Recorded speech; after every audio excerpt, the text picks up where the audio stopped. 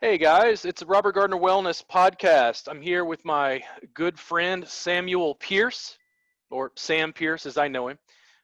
Sam and I got into a lot of trouble in college, and I Yeah. think we continue to get in trouble in our respective fields. Sam, can you tell the audience at home a little bit about what you do and what you study? Yeah. I've my background's kind of looking at wetland and aquatic ecosystems and how they function and affect downstream water quality, um, as well as human values of the systems. One of the things that I wanted to stress in my research was that in order to preserve ecosystems, that they have to um, have some sort of value that people can place upon them. So I did a lot of work with that. Primarily, though, was looking at water quality issues. Um, Most of my research originally was related to the dead zone in the Gulf of Mexico, looking at excess nutrients going out into the Gulf. And since then, I've kind of branched out and looked at a few other things as well. Currently, I am an air quality inspector for the state of Indiana. Cool. What's most exciting about the field, the stuff that you're dealing with now? Not necessarily what you have to do for work, but like the Mhm. the stuff that's most intriguing to you mentally. Now, the thing that kind of blew me away, it's sort of twofold. The first part is the uh, cumulative sort of like total of these small pollutants that add up. I never considered, I mean, I knew this a long time ago, but going into this job kind of reinforced. Like, take dry cleaners for instance. There's dry cleaners in every town, and they produce some of the worst pollutants, worst air pollutants and water pollutants that are around. But because they're mom and pop places, they can't be viable and still do a good job controlling those pollutants. Yeah. Um, Little things like that add up. One thing that really blew my mind was in every vehicle today, there is a fume recirculation system that recondenses. So when you pump your gas, right, the liquid gasoline goes into the place, but when it does that, it displaces the gas that was in the tank, right? That gas has Yeah. to go somewhere. That gas is full of fumes. Those fumes are either pumped back into a facility at the gas station, or pumped back into your car, recondensed and recycled. Yeah. So um, the thing is, we're at such a point technologically now that I really think we don't have any good excuses to say why we can accept um, pollutant levels that might be unhealthy. Not even that are proven to be unhealthy, but that may be unhealthy. Yeah. It's the financial risk versus reward. It's better to be on the safe side. That's one thing that I've really learned, Yeah. because little things that you don't think will add up, they can really accumulate and become overwhelming. Yeah. Larger issues. I have friends who are heavily invested in Tesla and Elon Musk's ventures. They're really excited for solar panels and cars that aren't fueled by fossil fuels, sort of pushing some of that technology. But it's the cumulative effect of every person on Earth throwing a tin can on the ground Yeah. that, from a issue of scale, makes this huge, just overwhelming issue. Um, I think that there are answers to the problems. The challenges, I think, come in with not only economic expediency, so having structures in place to be able to reap a profit off of making good decisions, but also getting the public involved in those decisions, making it part of their cumulative interest to do things that are environmental interests. Right. I mean, we can put pressure on, BP, or U.S. Steel, obviously, because they're major polluters, but they're also major manufacturers. They produce things we need and jobs that people's livelihoods. So Yeah. we can put pressure on them to an extent. It is a lot harder to modify people's individual behavior, and that's one of the reasons that really the last stopgap is regulations. At some point you have to take a regulatory approach at whatever point you can. Look at look at the whole Volkswagen case, where they were required to build vehicles of certain efficiency, and then they didn't. And you have all these people who are specifically buying Volkswagens because they think, oh, this is environmentally friendly. But the company, is bilking everyone. Yeah. So I looked into the whole idea of, public perception and how do people view, certain environmental aspects. And here's the thing is, the public is always going to say, oh, the environment's super important. I did an analysis of a survey in Mississippi, which, conservative state. There was an overwhelming majority of individuals. It was only 500 people. It was a phone poll. It wasn't great, but the majority of people said that they had no problem taking certain economic disincentives, I guess, to improve the environment. Yeah. But they want to, but to actually change people's behavior is hard, and in mass, it just gets exponentially harder.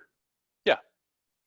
So, like with regard to pollution, in a lot of ways, what we really have to do is that not necessarily put it off on everybody. I think that's sort of misinformation. Like we're all part of the problem. Well, obviously we are, and we can make better purchases and things like that. But ultimately, our choices overall are going to be dictated by, what we decide as a whole, as a society, and our representatives decide is okay. And so I've been a little confused at the recent executive moves, rolling back a lot of environmental regulations, and not because they're going to harm the environment. I think almost assuredly they are, but because when you do that, you actually make things a lot harder for the companies or landowners. For instance, farmers have a hell of a time. Yeah. Because they own large tracts of land, and so they have the potential to cause a lot of environmental destruction, but they can't afford to hire a consultant. Yeah. So basically, they have to rely on personal communication with people to let them know what's okay and what's not. And the more these regulations are altered, the harder it becomes for people who have to deal with them to know if they're breaking the law or not. You know what I mean? Yeah. And so you get people who have the best intentions because, say, Trump passed an executive order. And so from now on, if I want to fill a ditch on my property, right, why shouldn't I be able to? Right? It sounds reasonable. Okay, maybe I should be able to. But simply because the rule was changed now, it's going to cause confusion. Yeah. And so I really have an issue with that. I think anytime you make any sort of environmental legislation or even a regulation that's not law, there's like a difference law and regulation, but I think it has to be very thoughtful about both the environmental impact and how it's going to affect the industry. And sometimes, like, the whole idea of deregulating to improve the industry Well, it sometimes doesn't work out that way. Yeah. There's a difference between mass scale agriculture and a family farm Right. in the level of damage they can potentially do. And I'm Hmm. not saying there shouldn't be regulations on both, because I assume for general public protection there should be. While at the same time, if you try to regulate them like they're the same, the burden falls on the individual family farmer because he doesn't have the resources, the lobbyists, Right. yeah. And the thing is, it I don't want to kind of undermine um, the validity of environmental regulations, but a lot of them aren't based upon hard science. Do you know what I mean? Um, from what I've learned in air quality, especially, that's a great example because back in the '70s, Congress was like, the cities are full of smog. People are asthma's going up. Heart problems, all kinds of respiratory, pulmonary issues. We're like, we have to clean up the air. So the whole EPA was formed, and one of their initial charters was to set standards for what is acceptable, for different air. Well, so they started off and there were like 8 things they were looking at. 8, air quality, like lead and asbestos and oxidized nitrogen, sulfates, and I forget the other part, different particulate sizes and things like that. So, and then Congress is like, well, there's all these organics. So they added like 80 more things to the list. And the EPA is going, we can't do this. We don't know. This stuff's probably bad for you, but we don't know what it does. There's Yeah. no amount of research where you can test that much stuff in a period of 10 or 15 years and really figure out what's going on. And so basically what they did was like, we think this stuff is bad for you. So what we're going to do is we're going to put a limit on how much you can put out based upon the current technology. And so since, basically kind of the 80s, that's what we've been doing, because it's like, well, the company can still make a lot of money and they can put these control devices on and it's like 98% of the stuff's gone. So perfect, Yeah. So, I mean, they didn't really know, exactly what the problem was, but they just saw a problem and they fixed it. And I think to some extent, we kind of have to look at it that way because we're never going to be able to pin down, the exact toxicology of especially new chemicals, that are coming out. Like, remember when the soap came out and had those micro scrub things in it? Oh, the little micro beads or whatever? whatever. The micro beads. And everybody's like, well, this is cool. And then within 5 years, people are like, there's micro beads in my fish meat. Yeah. So you never know. There's no way you can test everything perfectly.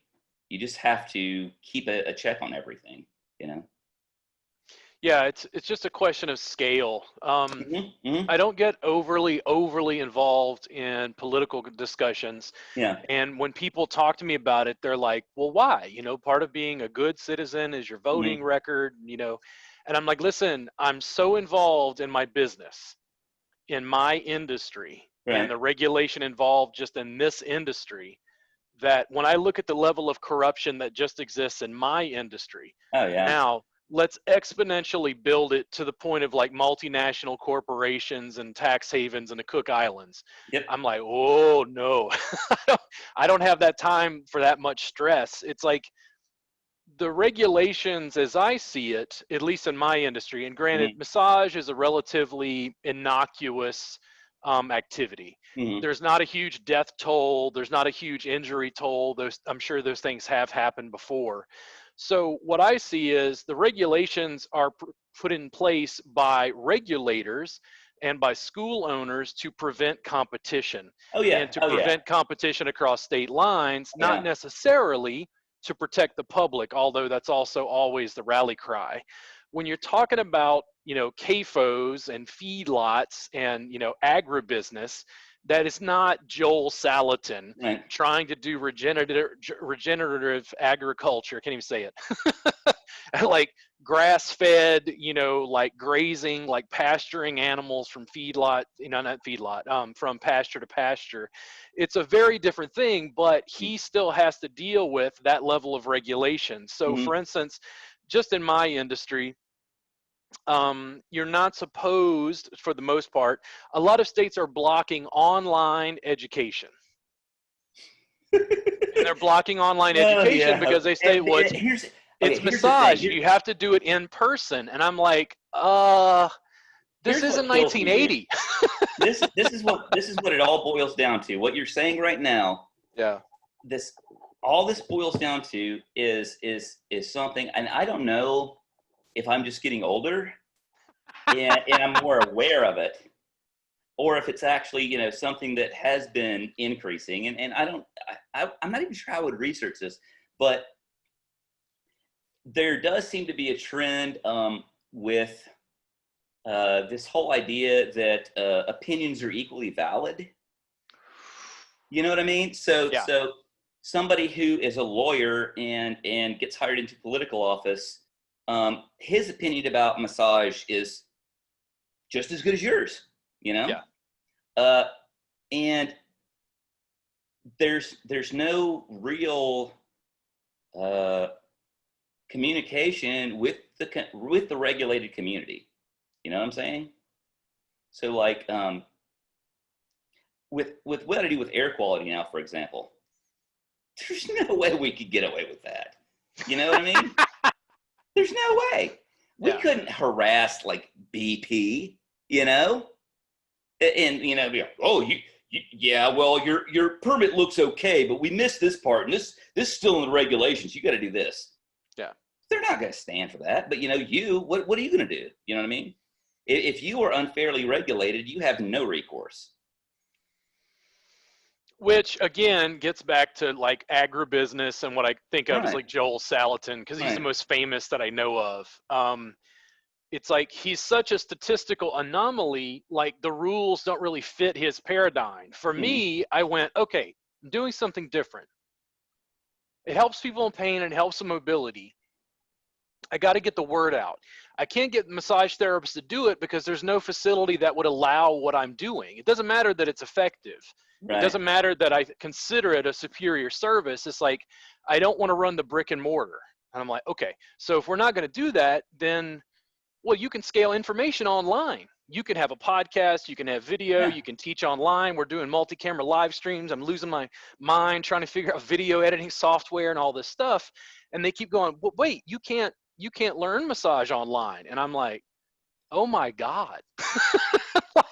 It's so easy to distribute information. It's like, do that. But the regulation is like, they're trying to gatekeep a gate that doesn't exist anymore. Yeah. It's the thing is, it's a fine line between,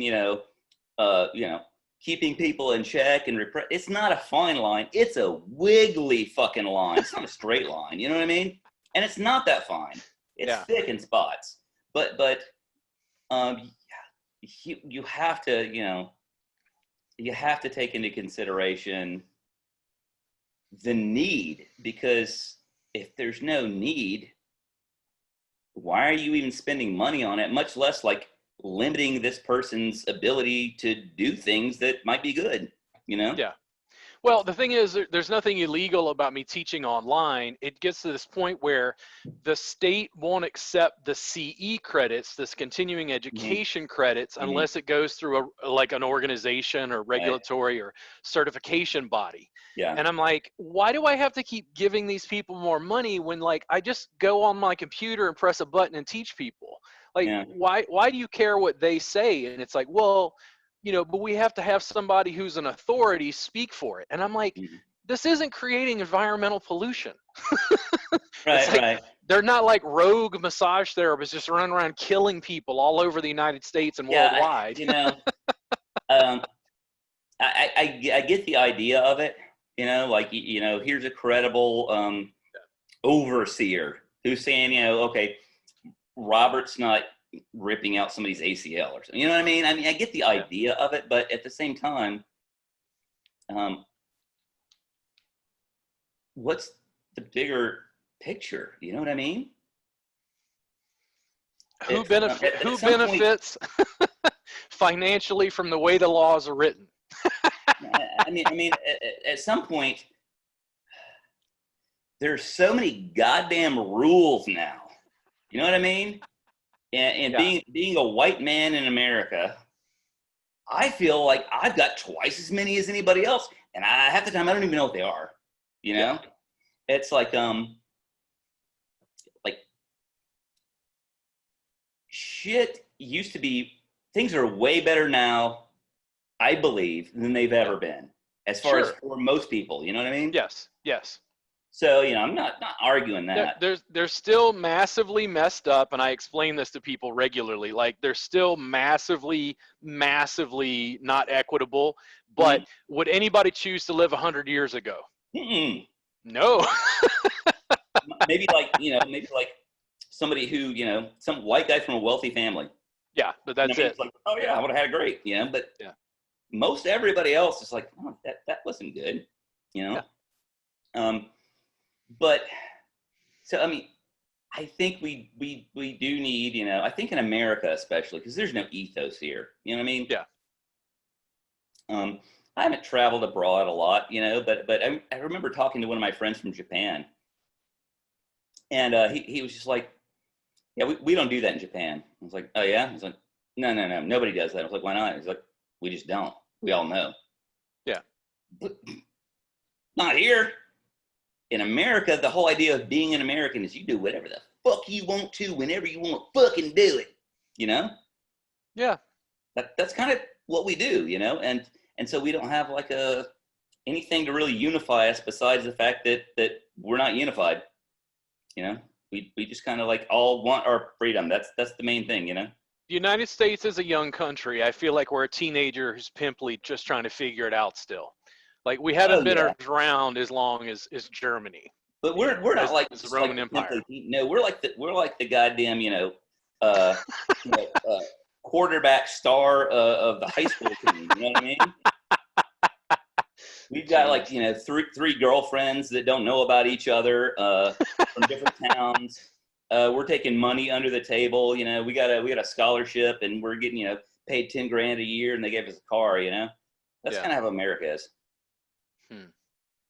Yeah, people have asked me in my specific industry, and I think of my industry as being related to the biological sciences just because of dealing with pain and chronic pain management related to human nervous systems.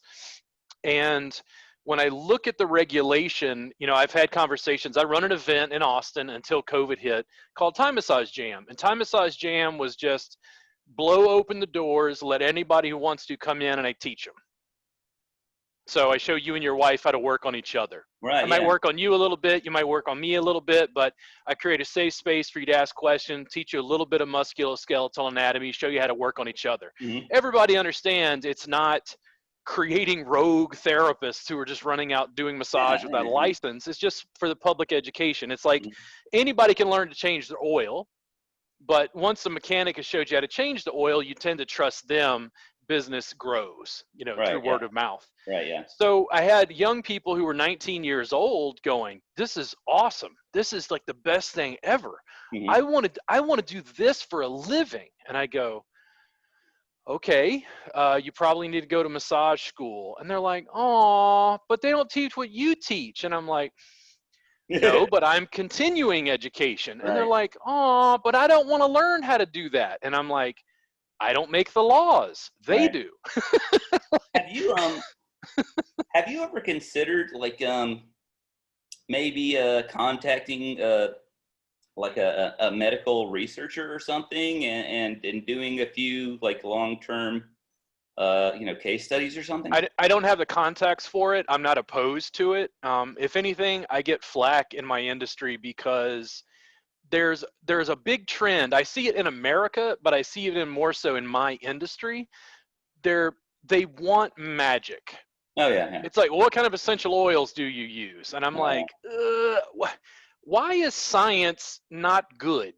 why is not the question mark, the the Carl Sagan, Neil deGrasse Tyson, Bill Nye the Science Guy, why isn't this double-blind research and science, like the hard work of science, not elevated to the status of myth? It's Yeah, like, yeah. why do you want magic and I energetically Reiki on people? You know, Right. it's like, I am very pro-science. The problem is the entire healthcare system and the way that it operates is generally set up to patent a pharmaceutical medication because it Sure. can be mass produced, Right. which in my case, I deal primarily with chronic pain. We have an opiate epidemic in the United States. Mm. The problem is you can't mass produce what I do in the same Right. way to make it profitable. So Mm.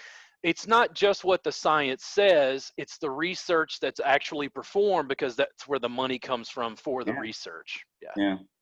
Um, I have to believe that, like, if you could find, the right person, um, you, you you could get an advocate, I think, on your side to at least Sure. like get some stuff in print, to kind of like say, well, we've got evidence, that over, I don't know, 3 months, 6 months or whatever, this works, Yeah. Um, I mean, because the thing is, if what you're doing works, um, the people who you do it to are obviously going to be, this works. Yeah. Um, and some people are going to see what you're doing and know enough just about mechanics and anatomy and stuff to say, I can see where that's going to be helpful. But a lot of people are going to be skeptical, and I just think, I don't know. I mean, it may not be even, you might strike out, but I think it would be worth the effort to maybe kind of look into anybody in your area who's doing a pain research and just, Over time, I mean, even the podcast is a part of that, reaching out to a larger, broader Right, yeah. community. In Thai massage circles specifically, which is really what I come out of, they're very big on lineage and tradition. Mm-hmm.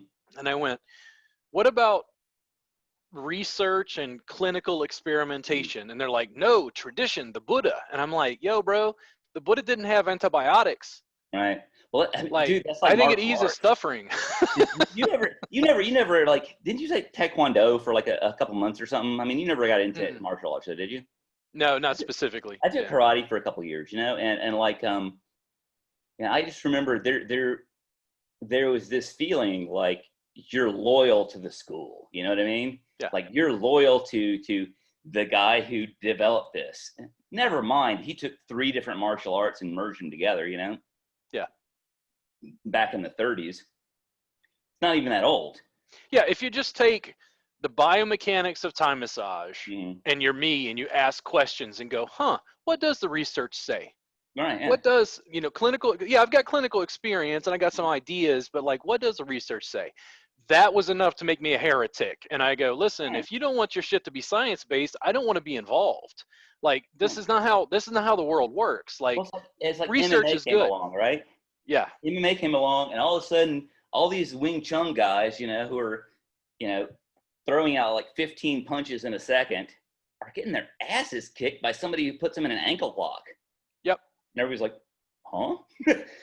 But I mean, until you test what tradition doesn't mean shit, until you test it, Well, it's worked. Okay. It's worked for this. yeah. Maybe, maybe it did. I mean, it's like, unless you are there specifically, it's really hard to judge the credibility of somebody else's tradition. You know what I'm saying? Yeah. I mean, and traditions come from somewhere.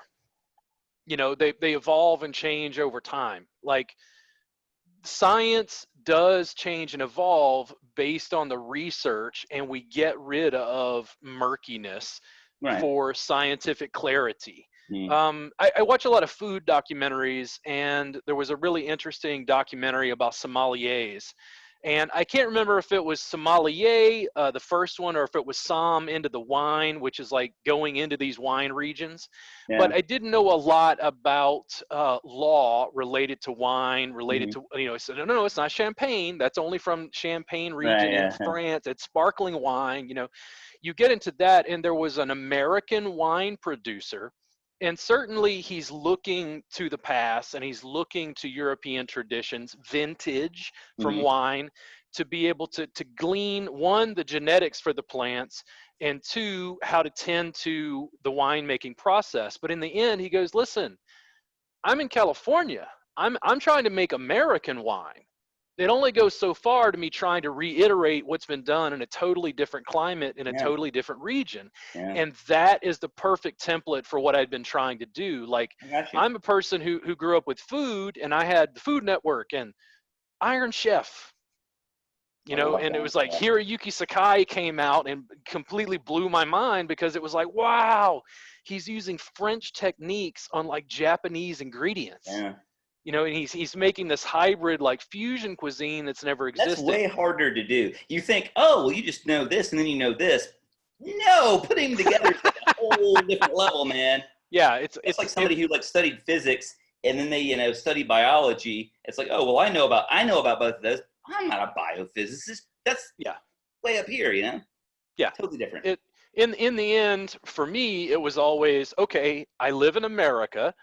I'm working with American customers and American clients. How can I help them? And they'd say, Mhm. man, my neck is killing me. And I went, wow, like based on what I've learned, which is mat based, like the table stuff is relatively physically ineffective. Like, Mhm. it's not helping the customer enough, and it's way harder on me. When I started working on people on a mat, their response was like, oh my God, dude, this is fucking amazing. Why isn't this everywhere? And I go, Yeah. oh, because massage therapists tell me it's not massage. Now, dude, I am dead serious. You need to like find an advocate. And honestly, even if they're not local, Yeah. um, if a professor's got some resources, they will send a student to Austin. A student, can you imagine a student like in like Salt Lake City? They'd be like, wait, Yeah. I get to go to Austin for the next 2 years? Yeah, I don't want to live in Salt Lake. Yeah. I mean, in the end, the proof was in the pudding. Like, I'll joke with students sometimes, because I get a lot of flack in my industry for, he's arrogant, he's an asshole, this and that. I've even had people just tell me I'm physically ugly. And I'm like, listen, I did not get to where I'm at in my industry because of my personality or my attractiveness. I got here because it works. Yeah, Like, I help people, they pay me money. I teach people, they pay me money. When they do stuff that's effective, it's just repeated iteration and right, making yeah. it better and streamlining it. Mhm. Yeah. But I mean, for me, it's like we talked about agribusiness and Joel Salatin. Right. I'm much more along that line. I'm much more Yeah. along that winemaker in California saying, listen, I'm trying to create California wine. What is California wine compared to old world wine? Mhm. And it's not a competition. It's just saying, no, there's more wine for everybody. All right. Yeah. Wine, we think of as like high class, right? Mhm. Massage, ooh, it's a luxury. It's not for everybody. And I'm Mhm. like, what? Like, no, we have all the capacity to make this less expensive, more ubiquitous, and available for like the common person, even Mhm. if it's just through something like the Time Massage Jam. Like, I'm figuring out the software just so I can stream online and like teach you and your wife at home, because I Right. can't do the jam in person because of COVID. So I'm hoping to just be able to live stream from my studio and Mhm. just show people at home how to work on each other safely. I can Mhm. answer their questions. You can do all of this. Regulation doesn't prevent it. But at the same time, what I'm really trying to do, like Joel Salatin, is I'm trying to surpass what people consider the average. I'm Yeah. trying to use the technology to distribute information to be able to help people. That's all. So I don't mean to be discouraging, but ultimately, dude, you're just gonna have to work harder. I Oh, mean, that's what I do. that's what it is. That's all you got, dude. You're just gonna have to work harder. I mean, Yeah. that's uh, you know, a lot of times though, when you're right, that's how it works out. Yeah. Marie Curie got what two Nobel prizes and died from radiation. So yeah. Well, I mean, unfortunately, that was the path of discovery at that Yeah, time. We just exactly. didn't know, you know? Yeah. So I mean, you just it's any time, man, you try to do something different. Oh God, when you first, like, I had been okay, so a lot of my left winger friends give me shit because I love Joe Rogan, because he gets the best guests, and what he does is he just asks them questions, Yeah. And this one guy was like, "Oh, Ted Nugent was on there, and he was saying a lot of things that weren't true." I was like, I don't fucking need a moderator. It's not a Yeah. debate. My BS meter goes off. I know what's up. I'm more interested in hearing what people have to say and judging for myself, rather than somebody telling me this is correct. You know what I mean?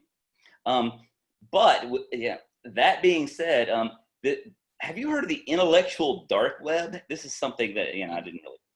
Okay, so apparently, I mean, you did your little stint with academia, and as a philosophy person, I'm sure you were kind of like looking at the whole system and Oh, dude. where it fit in. Dude, we go way back, man. I'd sit there in the quad. I'm like, the Exxon quadrangle. Yeah, I know, right? Like, if that doesn't. It makes you think, dude. And so this whole higher education thing. All right. Hopefully nobody's gonna watch your show. It's a fucking Ponzi scheme, okay? It is. It is. It's basically the people who get a tenure track, a research position at big universities, have to teach. So about half of them can, about half of them can't. They have to research. Maybe 75% of them can actually do that, and they have to get money. And they're going to fire you if you don't get money. You know what I mean? You're not going to be there. So they all manage to get money, and that's the driving force. Because I mean, it's just like the thing with the post office. Like people are like, "Oh, the post office is losing money." No, it's not. It's not losing. It's not a fucking investment. I'm not paying taxes so I can get refunds from the post office. Yeah. It's the same reason I pay taxes to roads, or so that people can go bomb people in other countries. I'm not expecting to get money back from that. Yeah. But like everything is not a business. And you as an entrepreneur, you have a very like focused view on that. You know what I mean? Like, because that's your worldview. Some stuff has to be looked at different, and you can't look at a college like that. You know what I'm saying? Yeah. So it gets to this point: is it a utility? Is it a public utility, right, or is it a business? Right. You kind of have to delineate. Yeah. Government.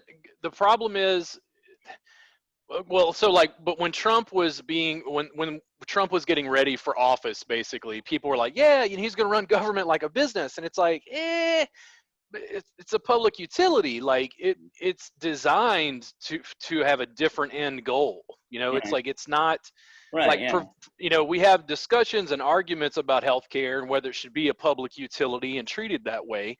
And I'm certainly open to those debates, but making sure people have what they need whenever Hurricane Katrina happens.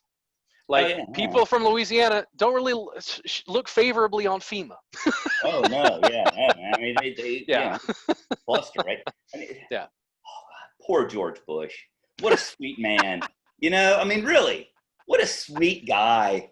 And he's just like, I know this guy. He's my buddy. I'll put him in the position. I mean, Daddy, who should I hire for this position?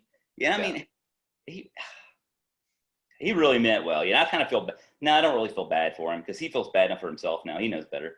But I mean, the degree, having these conversations related to, say, capitalism and socialism, those words are tossed around. Oh yeah. And I'm fully prepared to have somebody on who's a Marxist who just wants to argue, bottom line, there should be no private property. Like, I'm totally willing philosophically to engage that discussion.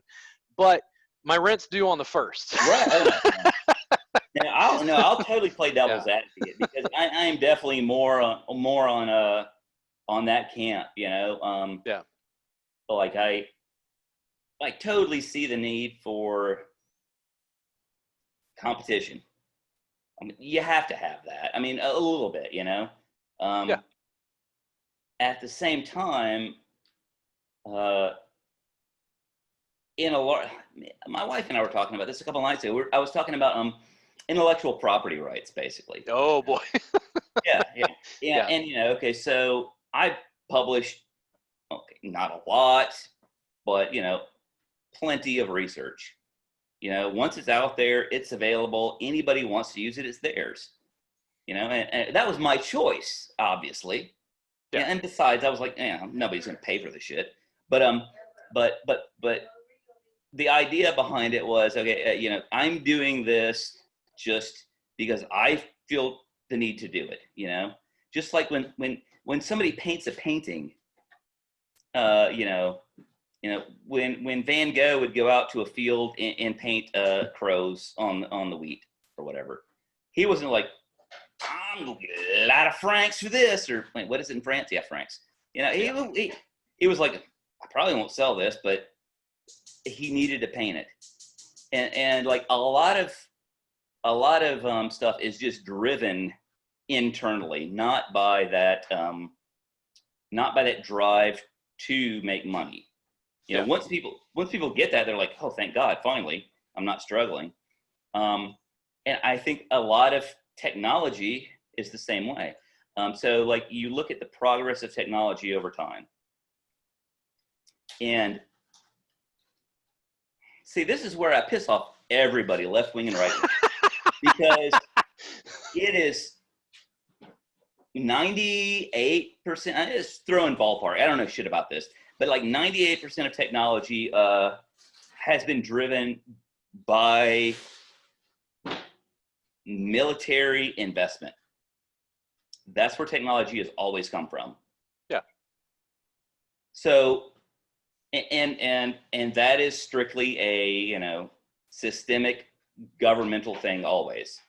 There's no like, you know, individual person who's going, I'm going to make an H-bomb so I can get rich. You know what I mean? So I do agree to an extent that, yeah, there has to be a level of competition. But when you get to the point where we are right now, where you have 3 or 4 pharmaceutical companies all spending tons of money working to develop the same thing independently rather than working together and sharing the profits, then when that one pharmaceutical company gets it, they got, what is it, 16 years? Yeah. They got 16 years Or something like that. Whatever the fuck they want to, and fuck society, right? So everybody who needs this medication, we spend a lot of money making this medication. Our investors want their money back. So it's like, okay, yeah, I see that they got the product. Can't we maybe just shift things a little bit and give some incentive for these groups to work together, make the product sooner? Yeah. Come out at a lower, you know what I'm saying? So Well, like, I mean, really feel like I think we're at a point in the U.S. right now where we're kind of at a crossroads where it's like, how do we move forward? Because like you said, you shouldn't be regulated, you know, for doing massage stuff. I mean, they can sue you if you hurt them, right? Yeah. I mean, what's the, I don't and I get have it. insurance, and I have insurance for that. You're not. Well, it's like car insurance. You can't buy car insurance across state lines. Right. Why? Because car insurance companies don't want to fight. Right, yeah. Yeah. I mean, just to give you an idea, I think we're having a discussion, the degree to which things are socialized and the degree to which things are privatized. And I'm totally willing to, you know, have that discussion with people. But my father in particular, he just down with socialism. He just hates socialism. He uses that word constantly. And I'm like, Dad, the schools are socialized. Yeah. The fire department is socialized. Like Right. if my apartment catches on fire, I don't want them to show up with a truck and go, give us money or we're going to let it burn. Oh yeah, You know? yeah, exactly. Yeah. The degree to which, you know, you talked about in the beginning, And the that's degree really to which we have freedom. That's what that's what really bothers me is when people make words a boogeyman. You know, that bothers me. I mean, you've known me for years. You know, I'm not a racist person. Why do white people have to say the N word now? I mean, it's offensive. Yeah, it's one of the worst. It's still just a word. Do you know what I mean? Yeah. It's only powerful when we give it power. And so I kind of the whole labeling thing with like socialism, and that really bothers me. And Yep. the fact, and it comes back to this. I don't like using buzzwords, but this whole idea of like cancel culture, it comes back to that. Like you say one thing that a group can perceive as being, you know, negative towards them, then all of a sudden you are just, Yeah. that's it, you're done. They Well, cut you off. it's Like they don't want to hear what you have to say. They don't even want to hear why you think that. oh, well, I mean, the problem is in the United States, I think, due to our technology, and I think a lot of the discussions we're having, part of the complexity is when I was a child, I was born in 1977, we had paper encyclopedias. Yep. Now, kids have a smartphone and access to global information. What's Mm-hmm. true now? What's true now? There's a What? watering down. Yeah. It's like there is so much out there. Okay, so look at like I was listening to this interview with Rob Lowe, and he was talking about 1982 was his first like big break. He was 15. He got on a TV show, and he was like there were 62 shows on, not channels, shows. Yeah. You know, period. There were only 62. He's like, I know that because I was in number 62, and we were getting 15 million viewers. Like NCIS is the number one show now. It's got like 20 million. Yeah. Like we have so many options now that it's easy to think this is what I believe and kind of get in that echo chamber. Yeah. And that goes back to what I was like, and kind of mentioned before about the intellectual dark web. And this kind of shit bothers me, because you haven't heard of that, huh? No, I'd never heard of it. So basically, it's like this sort of idea that in academia, if you are an iconoclast, if you bump up against the establishment, you are basically dismissed. Yeah. And yeah, to an extent, it's not a conscious thing though. And I think anybody who thinks it is kidding themselves because they didn't make it. Yeah. It's all based upon money, just like everything else. Yeah. If you're not getting money for your research, you're not doing research, and you're not going to get money if what you think isn't something the people who are already established think this might be feasible. Yeah. So I mean, there's entrenchment, just like with a gasoline powered cars. Once you get into that, it's really hard to pull out. But I don't think the answer is that people who think differently need to go into their own little website or blog post or whatever and get together with everybody who agrees with them and say we're being productive now and we're really working shit out, because they're not. But that's what's happening now. The marketplace of ideas has diversified. People have internet access and information can flow. You talked about the use of the N-word, but it's like indigenous populations. I currently use TikTok pretty regularly. And one of the things that I've been most interested in is most people, I think, just completely dismiss TikTok. One, it's just like there's just 15-year-old girls dancing on it. One of the things that I've noticed about TikTok is their algorithm seems to be very responsive. So it was showing me lots of stuff in my feed regarding the transgender community and then also the indigenous community. The indigenous community in particular completely blew my mind because you had people from different Native American tribes I have never heard of saying, we prefer to be called indigenous TikTok. They're educating me about the culture and traditions of their communities, of which I don't know anything. And the whole thing is, it's like, it's happening over my smartphone on this little dumb app that's like, the Chinese, we got to shut down TikTok. It's like, in the end, I always go back to, well, what do indigenous people want to be called?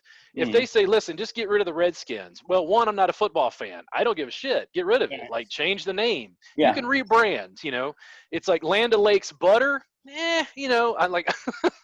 Yeah. But in the end, what I don't like is people's inability to have the debate, the debate that a society needs. There's stuff about American history. I was watching a documentary about James Baldwin on Netflix. I think it was called "I Am Not Your Negro."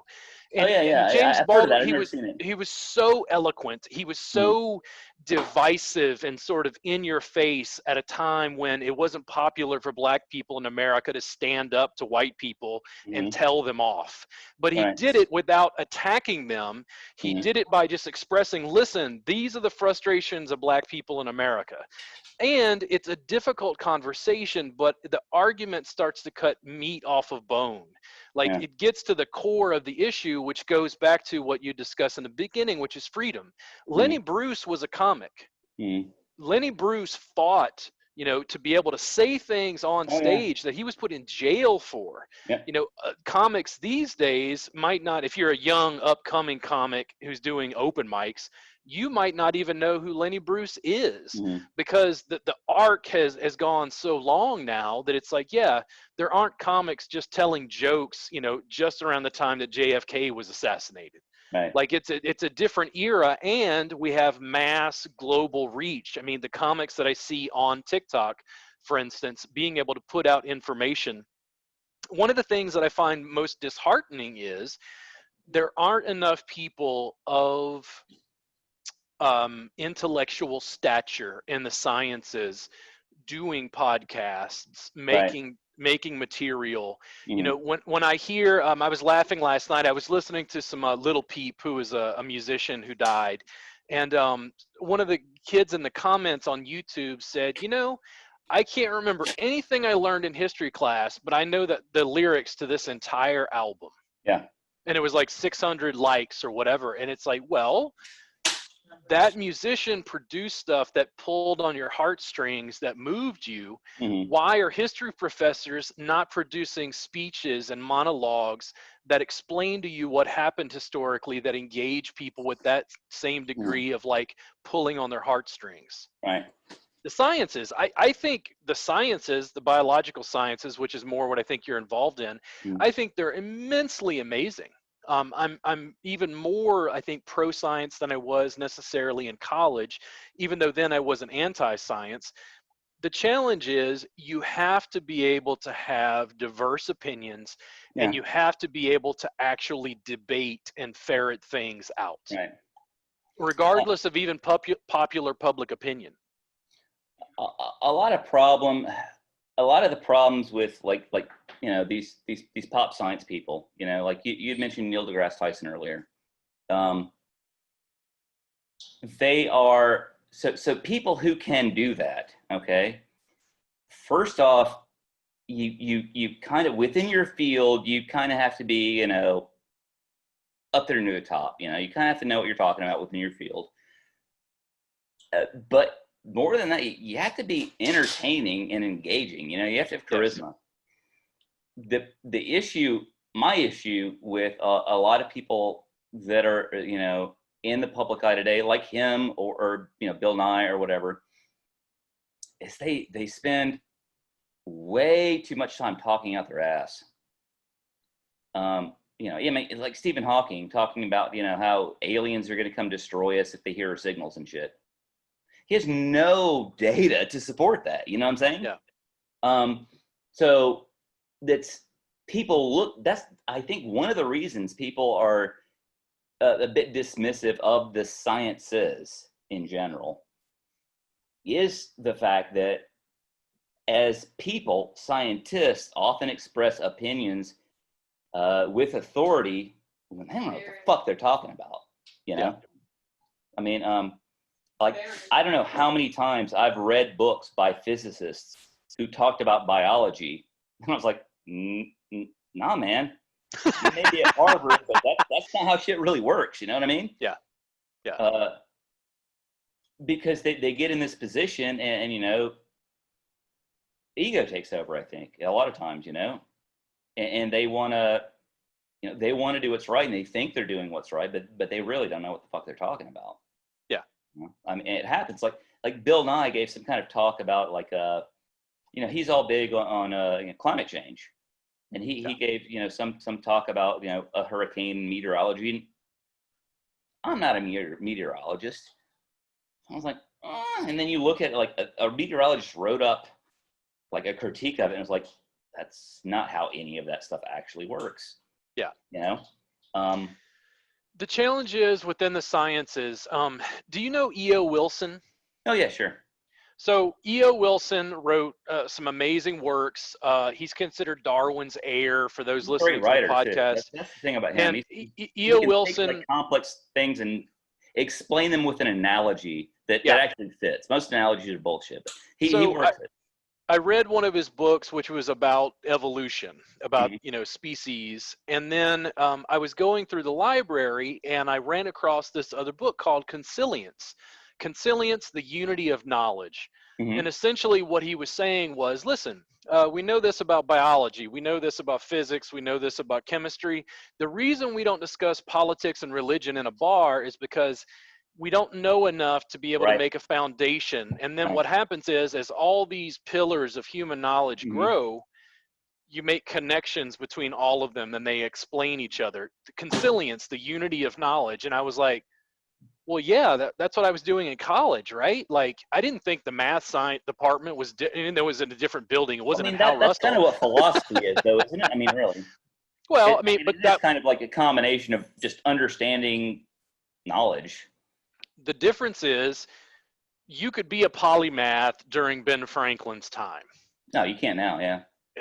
There's too much information. So no even way. just between the biological sciences and physics, there's so much information that it's almost impossible to aggregate that information across disciplines in a way that's consistent and concise. Yeah, I mean, I remember taking intro physics and I was like, holy shit, this is what math is for. And I was like stoked on physics. You know, because, I mean, honestly, I sucked at, I went to a math and science school. I didn't suck at math. Okay. I was in advanced math classes, but I was like at the bottom of all the advanced class. You know what I mean? Yeah. I was that guy. Like everybody's like, he's smart. He just doesn't apply himself, but I just didn't get it. You know what I mean? And then I took physics and I was like, oh wow, it makes sense now. I get it. And then, you know, I kept taking math and then I got to like, you know, Cal 2 and I was like, this is it. You know, beyond this level, it's, you know, I'm not going to get it, you know? I think a lot of people just, they never get to that point where they recognize their limitations, you know, like Aristotle's like, I'm an idiot, you know, and everybody's like, that's why you're smart. You know, I think a lot of people never get there, you know, they really like, you know, that Jordan Peterson guy, the psychologist, smart guy, obviously. You know, I've watched some of his lectures. I don't think he's a good teacher, but smart dude, knows what he's talking about with the psychology stuff. But he got in the public eye and suddenly became an expert on everything. Yeah. You know, it's like, it doesn't work that way, dude. I don't care if your IQ is 156. That doesn't impress me at all. Sorry. You don't know the basic information to make an informed decision. You know? And I'll put things on Facebook sometimes and I'll be like, you know, is this, because I'll see things and I'll be like, this seems weird. And I'll like, is this right? Can anybody, you know, substantiate or discredit? And nobody answers. Nobody. I put some inflammatory shit, you know, like Orange Lives Matter, and it's a picture of Trump. Yeah. And I've got like 20 goddamn comments and 100 likes. Yeah. I asked someone can you inform me about something? And nobody wants to tell me. Because when it comes down to it, nobody really knows this shit. Social media platforms and the way that the algorithm weights things. So I run a massage therapy group called Massage Entrepreneurs. It's got 15,000 therapists on it. Mm-hmm. I can post a video that is providing video education for 15 minutes. I'm demonstrating techniques, showing people how to work on the lower cervical spine around C6, C7, whatever. I need to watch that. Yeah. No views. Nobody gives a What? shit. Then you post, you're ready? Hey, Mr. Pure Relief, if you're out there, contact me. You need to be on the podcast. Mr. Pure Relief is a lovely black guy who does like sexy, like pulchritude, black booty and oil. Massage therapists lose their mind. So here's what happens. The public likes it because Yeah. it's massage and it's sexy. The massage therapists hate it, but both groups are commenting on it. So it's favored in Jumps up Facebook's the algorithm. algorithm Yeah. and they show it to more people. So Yeah. a therapist comes in, they go, I don't understand. This is crap. Why is this even legal? Does this guy have a license? And I'd say, ma'am, you may not like Mr. Pure Relief's work, but you sure do a great job of promoting him. No shit. And they're like, what? I don't promote him. And I'm like, ma'am, you just shared his video to 15,000 people in this Facebook group. Like, Yeah. edutainment, you talked about higher education being a Ponzi scheme. Part of the problem that universities are having is information flow is less and less expensive every day. Yeah. And the cost of education and higher education is going up and up and up every day. Yep. And the thing is, it's like, yeah, the printing press led to the Protestant Reformation. I keep holding up my smartphone and going, what do you think this is going to do? Right. This shit is like going to dwarf anything the printing press ever did. And that's the thing. What I worry about is there's going to be like a lag period. You know what I mean? Of, I don't know, a generation, maybe more, where we're moving more towards like less, personal communication in classroom teaching and things like that. That's just going to happen. It has to, like, just look at energetic purposes. Do we really need like 4,000 people driving 100 miles every day to go sit in a classroom? It's got to happen. That is the only way education can be delivered, Sam. You know what I mean? Yeah. Well, I was talking to my dad. My dad was a teacher for like almost 50 years. He's like, we got to get these kids back in the classroom. Fuck this COVID. I'm like, no. I know that. And there isn't, there really isn't. It's not the same. You can't do the same kind of things. There's, once you put in that added level of, it's already hard to connect to students. Me, I'm a goddamn clown. I'm like, selfie facing and, poking at the students and stuff, trying to, get them to do something. Yeah. It's almost like like a stand-up routine or like a music performance where, if you're listening to it on your iPod, you kind of zone out or something and do something else. But if you're at the performance, you're there. Yeah. So there is definitely there's a barrier there. But that's just a challenge. That's not, that's not like, the end all. That's just something we're going to have to overcome. But it's going to be hard. And I do think, like, for the next generation, while we're moving to that, I think a lot of people are going to, their education is going to suffer, I think. I get so lost because I think about, one, how intelligent I am, and then how I performed in school and the disparity. Right. And I don't know always why that is. I think about the fact that I got an F in American history. I won't mention the teacher's name because my high school friends will harass me if I say anything bad about her. But, I got an F in American history. I'm the guy who's like, what are you doing this weekend? I got like a 20-hour documentary on the Russian Revolution I'm going to watch. That's me. The first time I took statistics, I made an F. Yeah. Right now, I could grab that professor. Yeah. and show her things about statistics she doesn't know. Wow. You know what I mean? Yeah. And she worked for like the Department of Defense too. You know, she Yeah. was like, you know, but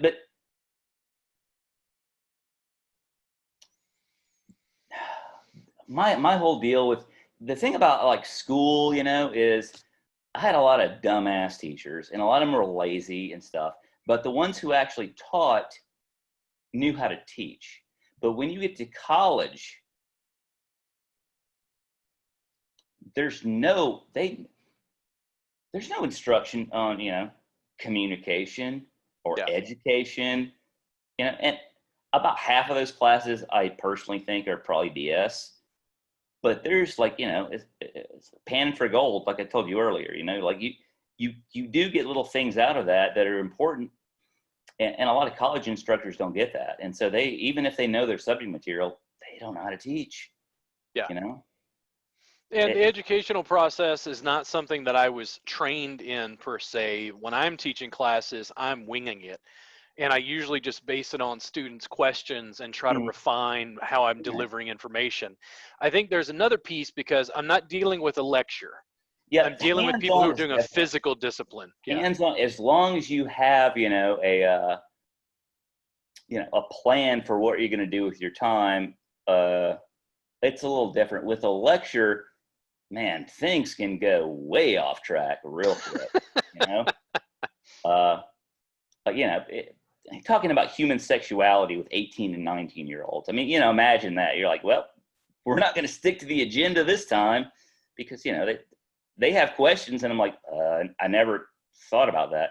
Like, we were talking about speciation, and somebody was like, oh, what about bestiality? And I was like, all right, I'll explain how this works now. Unfortunately, I have to, you know? Biologically, yeah. Yeah, yeah. But I mean, I think of you as one of my more intelligent, kind of gifted intellectually friends. Yeah, that's probably You true. know, it's mostly what I want to see is people like you know, bum rushing social media and producing content. Like when we hung out in Hawaii and you were talking about it was some little fish in like development in Las Vegas, and you're like, you know, like you Oh picketing, yeah, like you're just, that pup fish. Yeah, yeah, yeah. Yeah, you yeah. know, it's like, It's like everybody's trying to save this goddamn pup fish that lives in one spring. They're spending hundreds of thousands of dollars to yeah, save this one species that's fucking doomed, man. Even if yeah, people didn't suck all the aquifers out, they're yeah, doomed. So let's not focus on the fish. Let's stop sucking all the goddamn water out of the aquifer, huh? That's a solution. But, you know, they don't do that. They're like, here's a symptom, let's fix this. And that's yeah. just, oh God, don't get me started about, don't No, get me but started the thing about is, I just chickens. found it interesting Zach, because it oh my was this God. one species I don't know anything about. And Hmm. that's the thing. It's like your particular expertise in a certain area is needed. And I like when intellectuals in different areas are dealing with what I call edutainment. They're Hmm. educating, but they're entertaining people with like information. Like I like geeky stuff. I grew up when I was in college. I watched a lot of the Food Network, particularly Good Eats with Alton Brown. Okay, yeah. Alton Brown basically taught me to cook.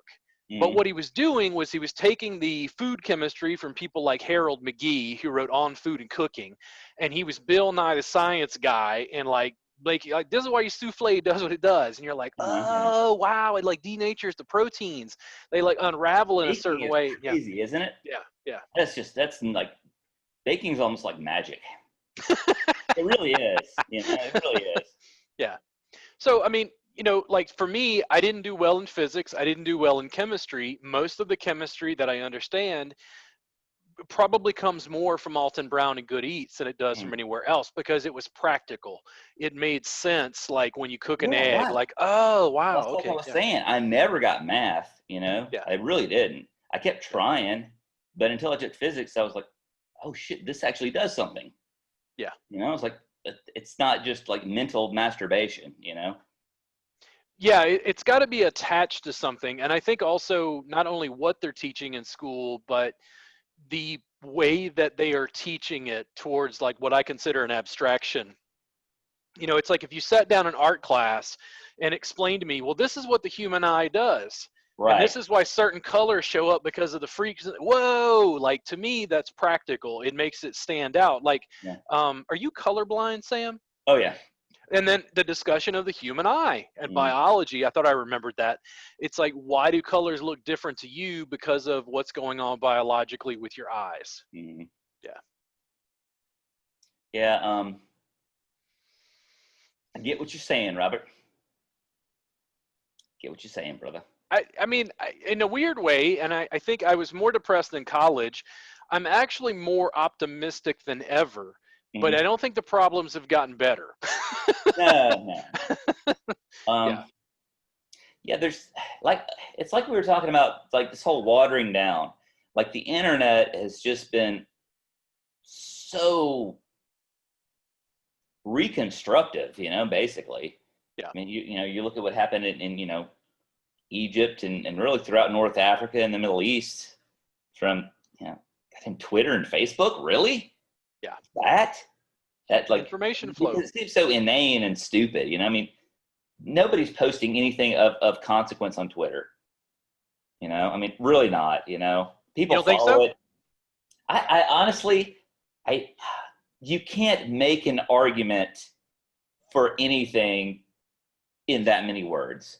You can say, here's what it is, and then they can find it out for themselves. But you can't really teach somebody. You're just like, I think some of the best content online is, in my opinion, intellectually, is between Twitter and TikTok. YouTube might be coming in third for long okay, form so content. like I can see like what you're saying from a point of like, if you want to expose something that nobody knows about.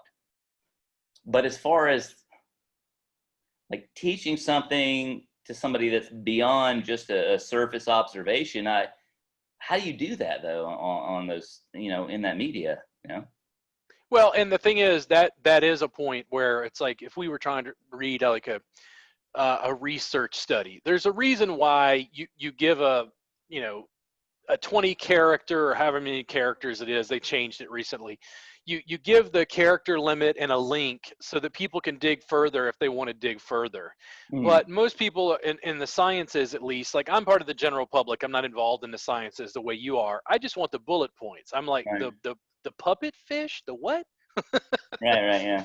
Yeah, it's like being able to put out information. What I tell people regularly, and granted I'm dealing with massage therapists, is I always think about what Malcolm X or Martin Luther King Jr. or Frederick Douglass would have done with Twitter. Oh yeah, that would The be tool. interesting, wouldn't it? Ben Oh, Frederick Franklin. Douglass would have been a motherfucker on that Oh, same thing. He would have been hammering people. it would be Frederick Douglass and Samuel L. Jackson together. I remember reading some of his stuff in high school and was like, this guy's balls are huge. Like he can't Frederick, even yeah. walk, man. He's got to have Frederick, him in a yeah, Frederick wheelbarrow. didn't play. Yeah, Frederick didn't play. He did not Um, care. the medium itself and the way that information is put out is one thing. Like I can't control Facebook's algorithm and what it shows Right? people. Yeah. There's a vested, because here's the thing. Again, is Facebook a public utility Yeah. or is it a for-profit business? They And can do what they that's want. I feel they can do what yeah, they want. Really, that's how I feel. They they and they own it. It's theirs. yeah, and that's the way I see it. And I just continue to use the platforms in the way that I can. So like after this podcast, there may be snippets of this that get cut and it gets posted on LinkedIn. No. And another snippet gets posted on YouTube, or another snippet gets posted on Twitter or Mm-mm. whatever it is. It's just me being able to put out information for free across platforms to be able to reach as many people as possible Right. who want to come on that journey. Just like you were saying about Joe Rogan, one of Joe Rogan's strengths, and I actually listen to his podcast periodically, is he has pertinent viewpoints, but he has the capacity to have you on and ask you questions to draw information out as a good Right. Right. interviewer. That's what I appreciate about him is when he doesn't agree with somebody, he doesn't get antagonistic, Yeah. and try to argue with them. He's like, why do you think that? He's not trying to shut them down, and that's one problem I have, primarily with the left, because the right has always kind of been like, you're just an idiot. You know what I mean? Like Yeah. you don't know what you're talking. But the left, like within the last 5 or 10 years, has especially, as soon as someone disagrees with them, they label them. You know Yeah. what I mean? Like you're a bigot, or whatever, and dismiss them and immediately like cut them off. Like I can't hear anything else you're saying because I don't agree with you. And I just don't think that's a healthy way forward. The marketplace of ideas and democracy means that you have to have difficult conversations and debate. And every time there's a new presidential election, I get all excited because they're going to be a presidential debate. It's not a debate, it's talking points. Oh yeah, They're every time. they're they're not having a real debate. This is not the Lincoln Douglas No, debates. no. They're not sitting down with Lincoln, who's a lawyer, and then Stephen Douglas, and really going into it for debate after debate after debate. When what you're talking about in long form, they're No, having a Twitter conversation no, where it's talking points. Like, no. yeah, Well, it kind of goes back to, did you introduce me to Noam Chomsky, or did I introduce you to Noam Chomsky? I don't remember. I don't. It doesn't matter. Yeah, but about the same time, right? About the Yeah, time we met, I yeah, remember us watching Manufacturing Consent. yeah, And I was just like, well, when he lays it out, it's kind of obvious, isn't it? yeah, Remember when he has all the newspaper articles out? He yeah, like lays them all out on the floor, and he's like counting the instances of Cambodia being mentioned yeah, versus East Timor. yeah. And you're like, whoa, that's crazy. The information flow, and this is where I'll have conversations with people and they bring up Ed Snowden and they bring up WikiLeaks, and it's like I'm painfully aware, like I follow Ed Snowden on Twitter. I'm painfully aware of the technological implications of giving away my data. Yeah, Now I feel like financially I have to give away my data so that I can use these platforms to be able to put right. out information. But listen, I get a lot of Scotch ads in my Facebook feed. They know I drink. Yeah. Oh You know, yeah. well, in other words, they're collating that data. I'm aware that that stuff is going on, but I have to make certain choices about how I use things to be able to put out information for my business to continue to grow and expand. Talking about the core ethics of how these platforms are used, it's like, again, you're getting to that thing about is social media and the internet a public utility, or is it a for-profit business? Right. Right. Um, I see what you're saying, man, and I do agree that certain aspects do need to be regulated on that. You know what I mean? Um, Honestly, you know how I am, and personally, Yeah. I'm an open book. I don't give a fuck. You know, I really don't. I Yeah. really anybody wants to look at my medical records? Yeah, maybe I've had VD once or twice. I don't know. I mean, it's just, who cares? You know what Yeah. I mean? Like I'm a private person. I am not an extrovert. I'm not a public figure. But like, it doesn't matter if my information gets out. Yeah. But in the larger sense, I don't want that to be the norm either. You know what I mean? Well, when we talk, listen, I don't know everything. I certainly don't know the programming and software and computer capacity the way that Ed Snowden does. When we're talking about data collection, people have no idea like what's going on digitally. Like I mean, I that don't guy, think that yeah, that guy didn't know yeah, until he got into the position to find out. yeah, Yeah, and he like was a fucking computer master. You know what I mean? And until he got in there and saw what they were doing, he was like, I knew this was possible, but I didn't think anybody was doing it, you know? yeah, yeah. I mean, in an open marketplace, the marketplace of ideas, you have to have it to have democracy. If you start limiting information flow, you get to a point where you're going to be able to control the public narrative to a degree that makes me exceedingly uncomfortable. I Yeah. mean, we talk about like free market capitalism and then like socialism or, Marxism. And then it gets to this point where it's like, okay, I understand Standard Oil was an issue and the Yeah, government had to yeah, break up monopoly, yeah. but we're still having that debate. There's this tension in America about well, how far are we capitalized and how Mhm. far are we socialized? Like, those issues are still being dealt with, and the internet is relatively new. Like, it hasn't been around that long. When I first used the internet in 1995, LSU's, library, Oh yeah, yeah, I had no idea that there would yeah. ever be a commercial application. I was like, you can't put a credit card on the internet. Right. Like that, no, that's not. Yeah, I remember back in high school. Do you remember like BBS boards and Yeah, FTPs and shit? yeah. Where you were like FTP to some college website, and you're like, oh, they got pictures of dirty ladies on here. I used to do that in high school.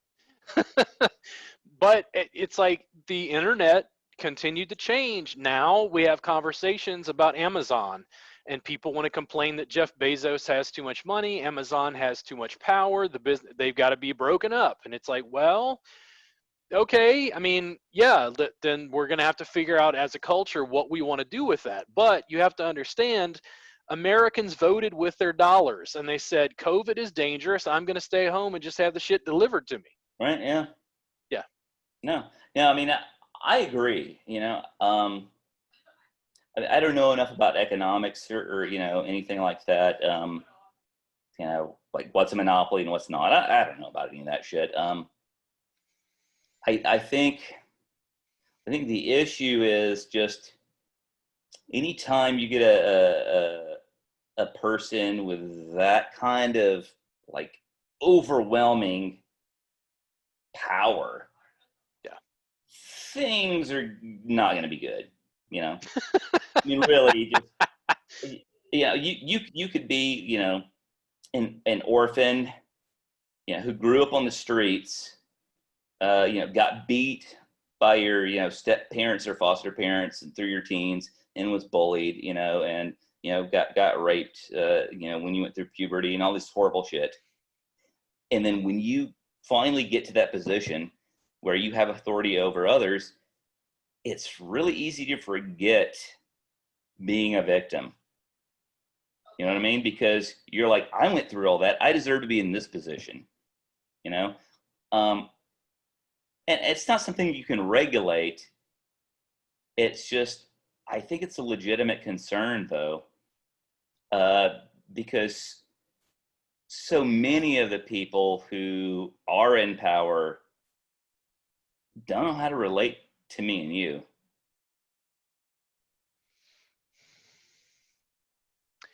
uh, Having conversations about the upper 1%, and when I say upper 1%, we're not talking about a guy who's got $1 million. Oh yeah. Now I met Okay. lots of rich people who were just, I mean, they were like, I got a lot of money and I'm lucky. You know what I mean? And they knew what was up. They're like, tomorrow I may not. They Yeah. they because they were still kind of dealing with day-to-day issues. But you get to that certain level, and your only thought becomes on I mean, really sounds kind of dickish, but everything that you are thinking about is how to manipulate people at a certain point. And when it comes to that, I It do has to sit be, back or and you think can't about do your this. job. Is I sit back, I'm serious. When I think about brand building, I have to choose a Right. new name for what I do.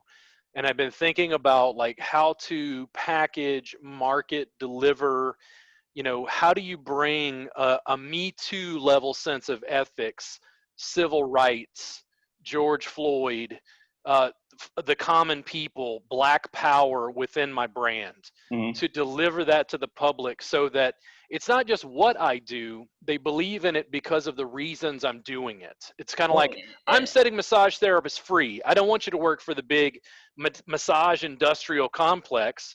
I want you to be an independent practitioner that can connect deeply with your clients. I think I think part of that is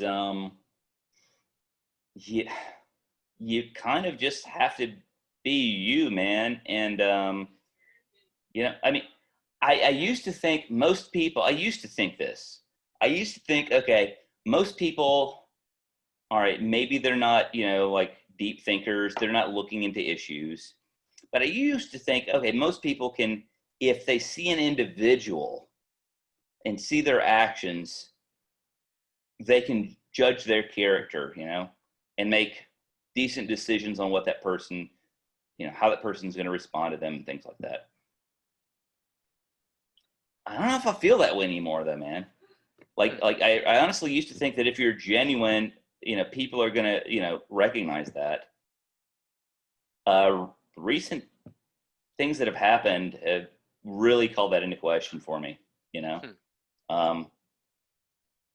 See, I don't know. I mean, I don't know how you I don't know how you promote yourself like that, man, because I've never been good at that. I've always been the worst self-promoter.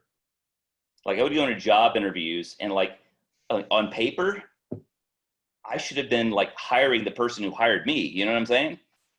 Yeah. You look at like my CV or whatever, and I'm like, I should be running this place. I go in the interview, and I leave the place. I'm like, I sound like an idiot. It's the ability to appear competent isn't very strongly related to actual competence, I'm afraid.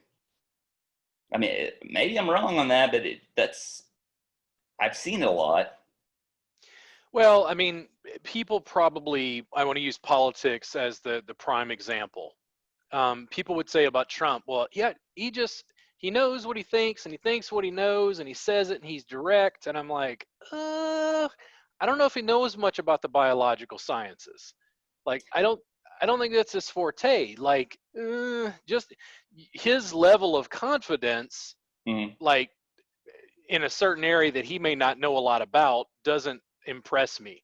Like, if you start asking me about the biological sciences, now I can talk shit.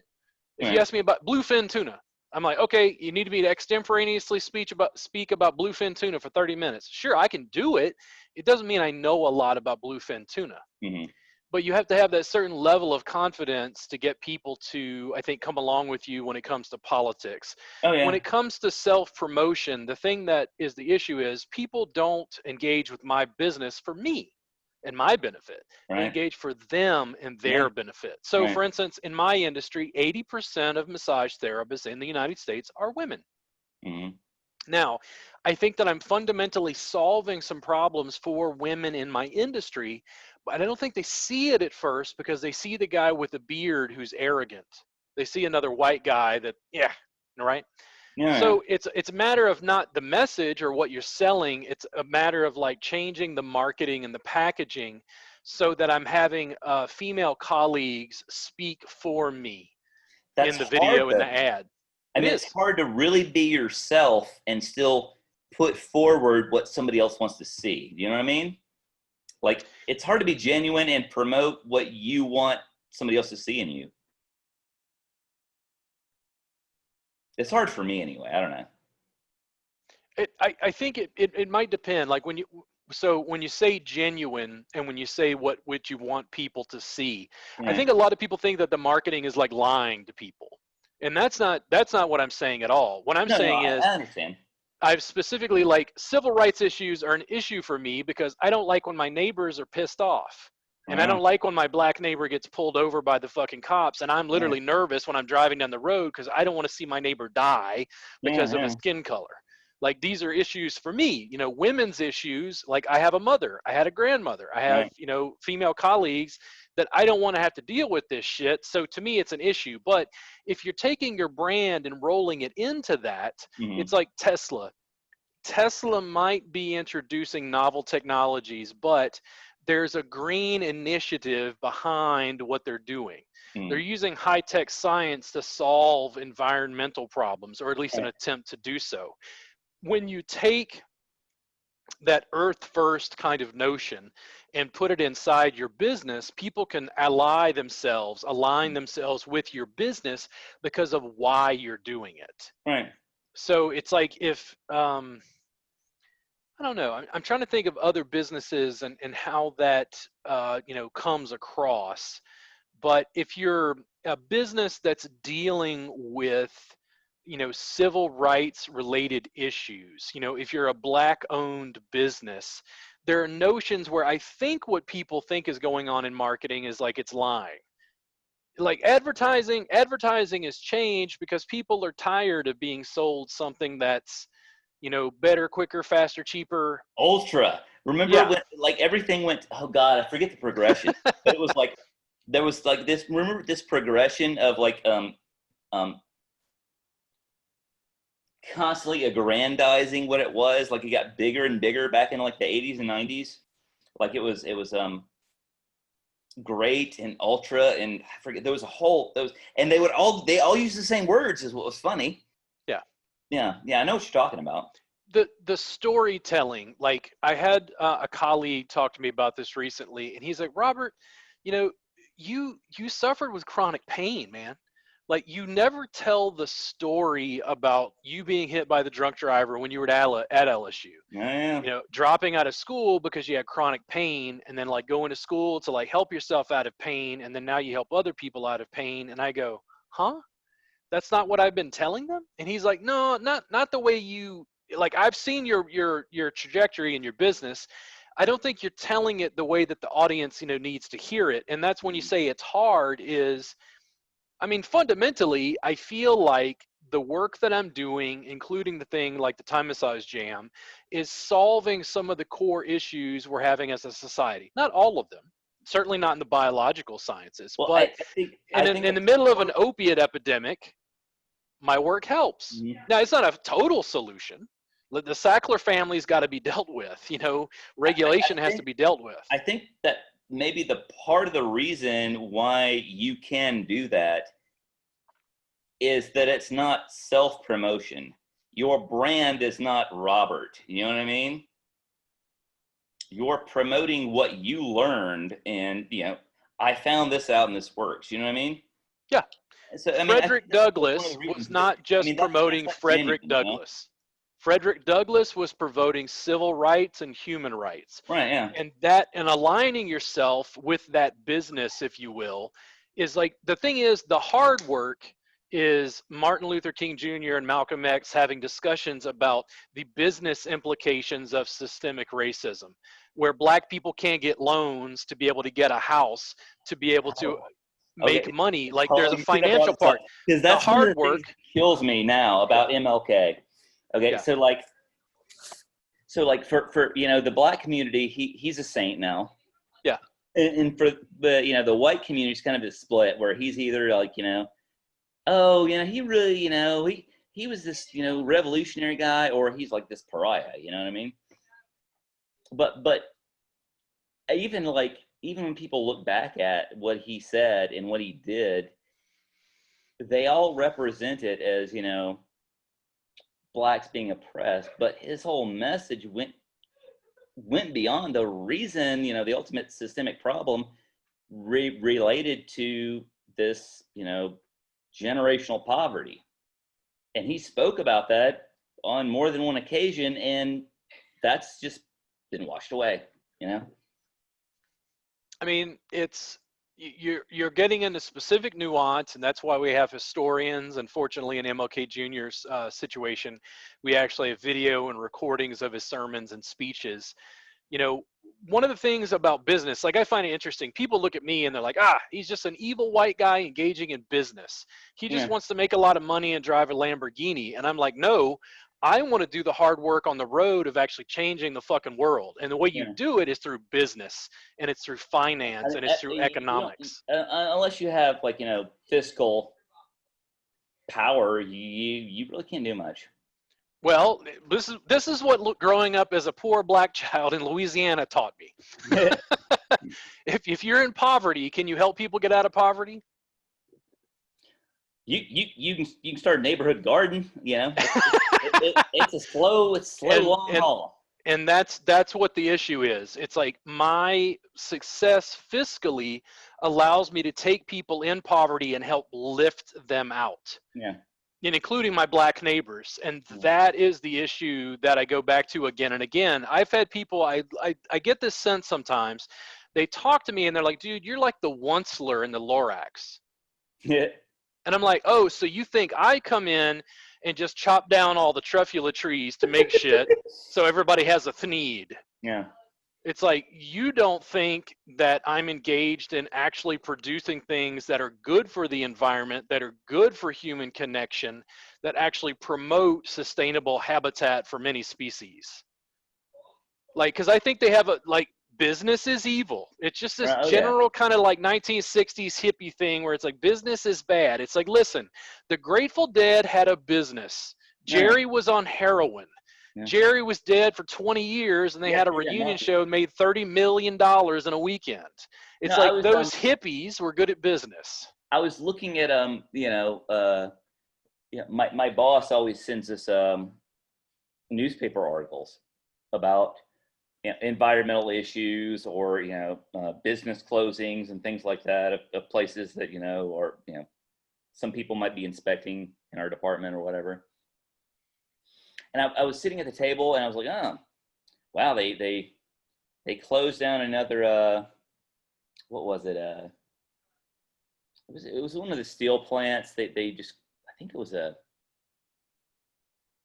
blast furnace, and they just shut one down. Like they had 4, and then they'd already shut down 2, and then they just shut down another one. So they had 1 blast furnace running. I was like, oh God, they shut down another blast furnace out in Portage or East Chicago or whatever, And my daughter, she's 15. She was like, oh, that's good. And I was like, not really, not really, because that means a bunch of people are going to be on unemployment, and somebody's got to pay for them to eat and pay their rent and shit.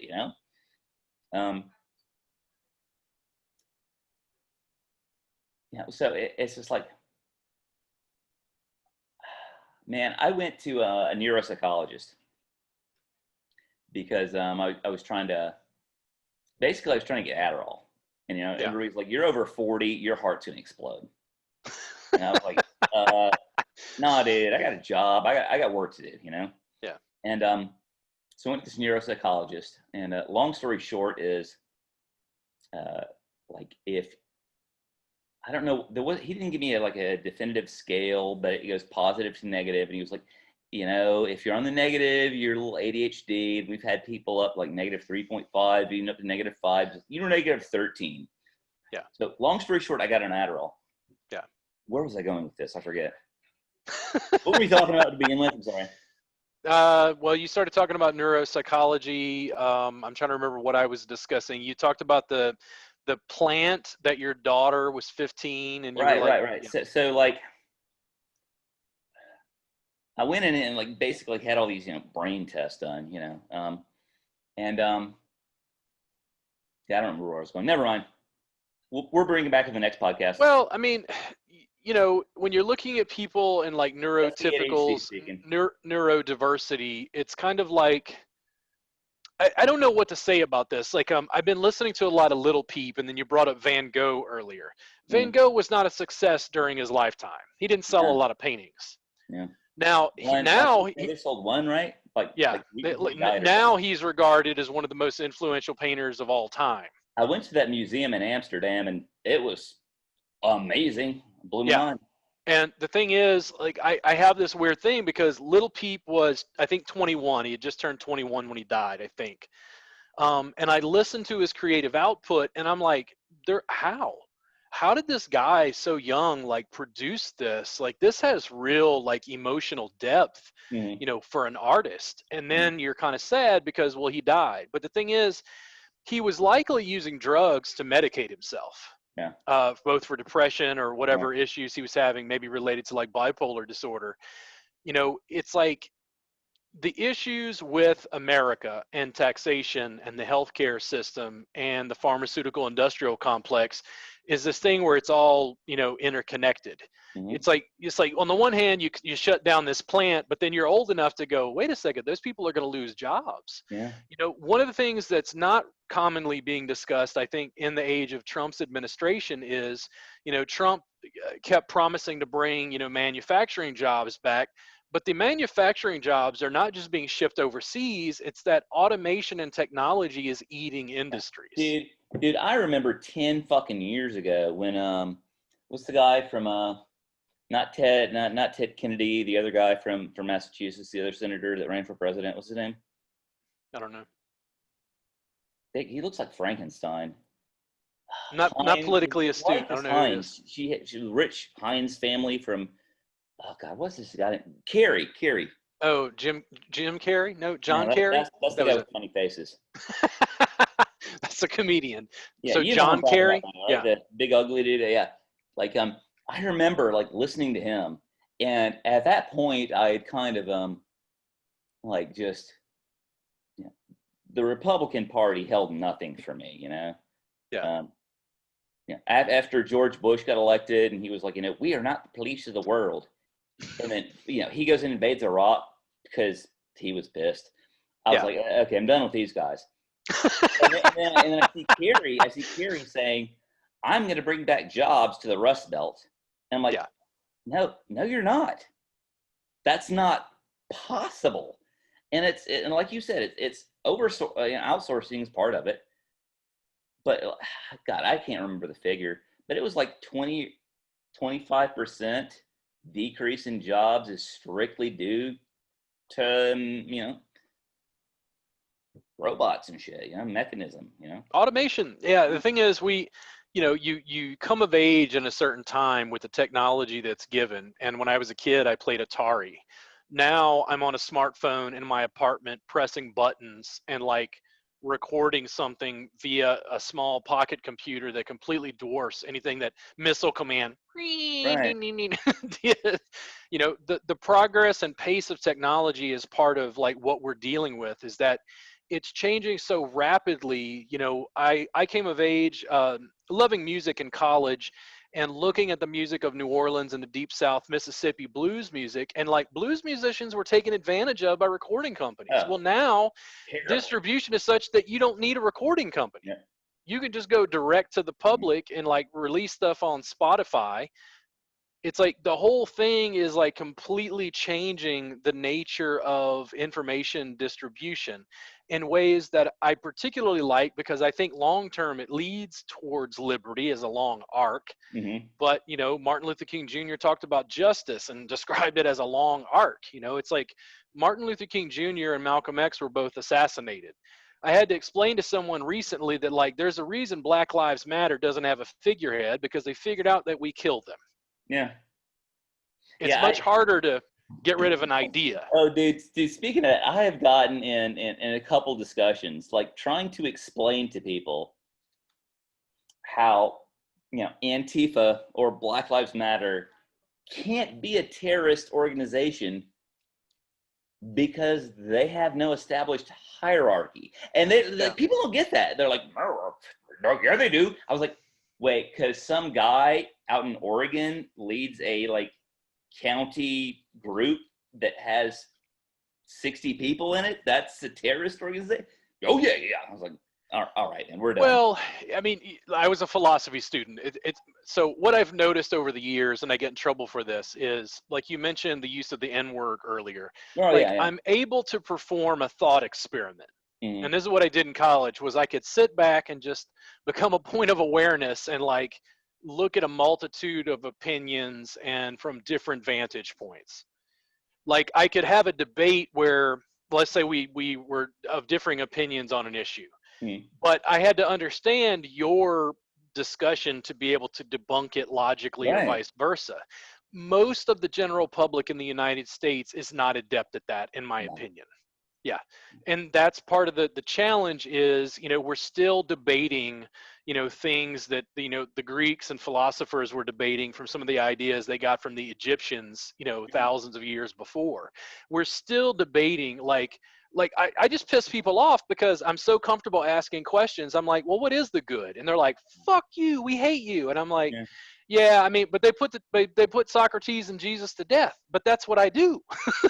It's like, it's the only thing I know how to do. I get in these internet discussions sometimes, and sometimes like for the responses, I just feel like, pressing straw man, enter, ad hominem, enter, red herring, enter. You know what I mean? Now, if you go to Google, this is shit you can look up on Wikipedia and figure out why you're full of shit. If you go to Google, it's I listed guarantee you're full of you, shit on Wikipedia. I guarantee you, you can look up logical fallacy in Google and find graphics that you can download so that whenever you have a debate on Facebook, you can just like red herring. Just It's crazy. It's like, did these people and they'll try to argue with me. Like I yeah, put up a thing on Facebook yesterday because I constantly see guys, for some reason, it's always guys trying to do the little missy thing to women. Like, oh, little missy, you don't know about how things really work. I'm a man, let me tell you, you know? yeah. And dude, I have ripped apart so many dudes, and it's always a woman. It's always like, I don't want to be nobody's knight in shining armor. You know what I mean? But these women are like, what an asshole. And they just like, they blow Yeah. it off. And I've me, been like, I've been accused. it just makes me so infuriated. It's like, you're trying to bully this woman for no reason. You Yeah, can I've been disagree with it. accused of mansplaining more times than I care to recount online, especially within my own industry. But usually it's just because I have a differing opinion from a very different vantage point, Yeah. and they're not really willing to engage in the debate. It's like I'm willing to have the difficult conversation. And here's the other thing, I'm actually willing to change my opinion, Oh yeah, which right. is the problem with America. The That's the big core of debate exactly. is not just, okay, should we drain the aquifer or leave the aquifer alone? Right. It's being willing to say, no, no, what we're trying to do is achieve to a higher level of Right. truth together, and we're debating these ideas to figure out what's best for America. That's the conversation that has to be had, and I don't think it's dead. I just think that in an excess of information, like what is true anymore? Like we have a president who regularly talks about the fake news. Yeah.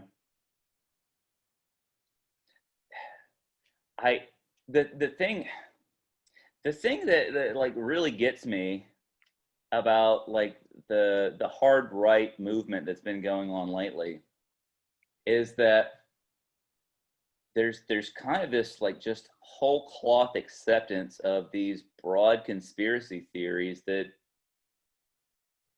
there's no evidence for. Like Yeah. George Soros has been paying the protesters, right? Have you heard this? Oh, I've heard this many times. Okay, so the guy's got enough money, he could pay for whatever he wanted to, I guess. Yeah. How's he paying all these people and there's no paper trail? You know what I mean?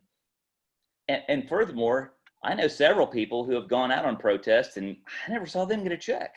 Yeah. Yeah. Uh, I, It's like there really is a disconnect right now where people, I just don't think, are listening to each other anymore. yeah. I think we're at a point where if you disagree with me, then we're just going to agree to disagree. It's like, nah, man, because one of us is wrong.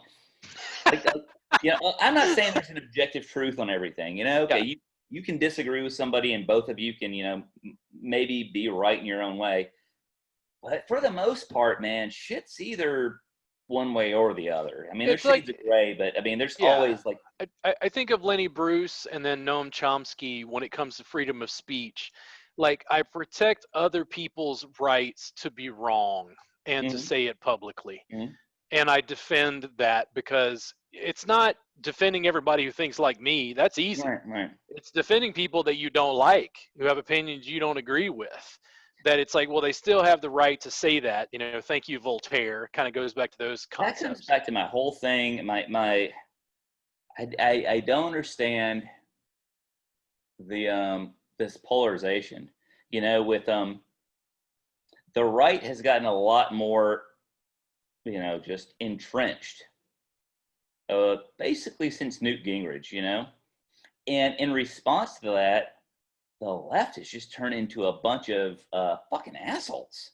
You know what I mean? No, they have. They're like, oh, if you don't agree with me, you're a bigot and you hate everybody, and it's like this assumption. And I've seen this on both sides on the internet, but there is this assumption that if you express an opinion different from the person, who made the original statement, Yeah. always, not always. My shrink told me not to say always. More often than not, that person is going to come across and say, you think this, therefore you think this, this, this, and this. You know? And it's like, I made one statement, and you think you know everything about me now. Yes. And, Yes. I see and that. I over and over again I see it, and I'm like, how do you make that jump? You know what I mean? Because you disagree with me, you're the enemy, therefore you are in this category. And that's what really bothers me is this whole idea that we can block people off, put them in this category, and then ignore them. You know, like I said, I hate the hot button, like cancel culture, these like little, you know, words that people throw around and shit. Yeah. But that is something that is happening more and more. Like Louis C.K., right? Like jerking off in front of women. When I heard about that, I was like, yeah, okay, I'm not surprised. You know what I mean? Yeah. Disappointed? Yes. Surprised? No. But they put it on the same level as, like, you know, Harvey Weinstein. You know? It's like, you don't need to destroy the man because he's just, you know, a perv. Yeah, I mean, Sam, you grew up in Mississippi. I grew up in Louisiana, and I've had to have this conversation with a lot of people in regards to racism. My grandfather, my maternal grandfather, was from Mississippi. He was involved in the military police. Mm-hmm. To my knowledge, I think he may have been bipolar, and he hit the sauce really regularly. Yeah. Now, he was not a loving grandfather whose lap I sat on. I just went and saw him during the summer for a couple weeks to go fishing in a Yeah, rural right. area in Louisiana. My grandfather would not watch the Cosby Show Oh, because yeah. the N words were on it. And it was like, Right. as a kid, here's what you do in the South, or at least this is how it was in my family. You're like, I love you, Grandpa. I'll see you next summer. And you'd go home and talk to your parents and be like, well, Grandpa's going to die soon. Yeah. It's like you didn't, as a Southern kid, engage in like heavy debate with your grandfather Oh, who no. grew up in a different time in Mississippi with friggin' Ooh. sharecroppers, you know, around the Depression.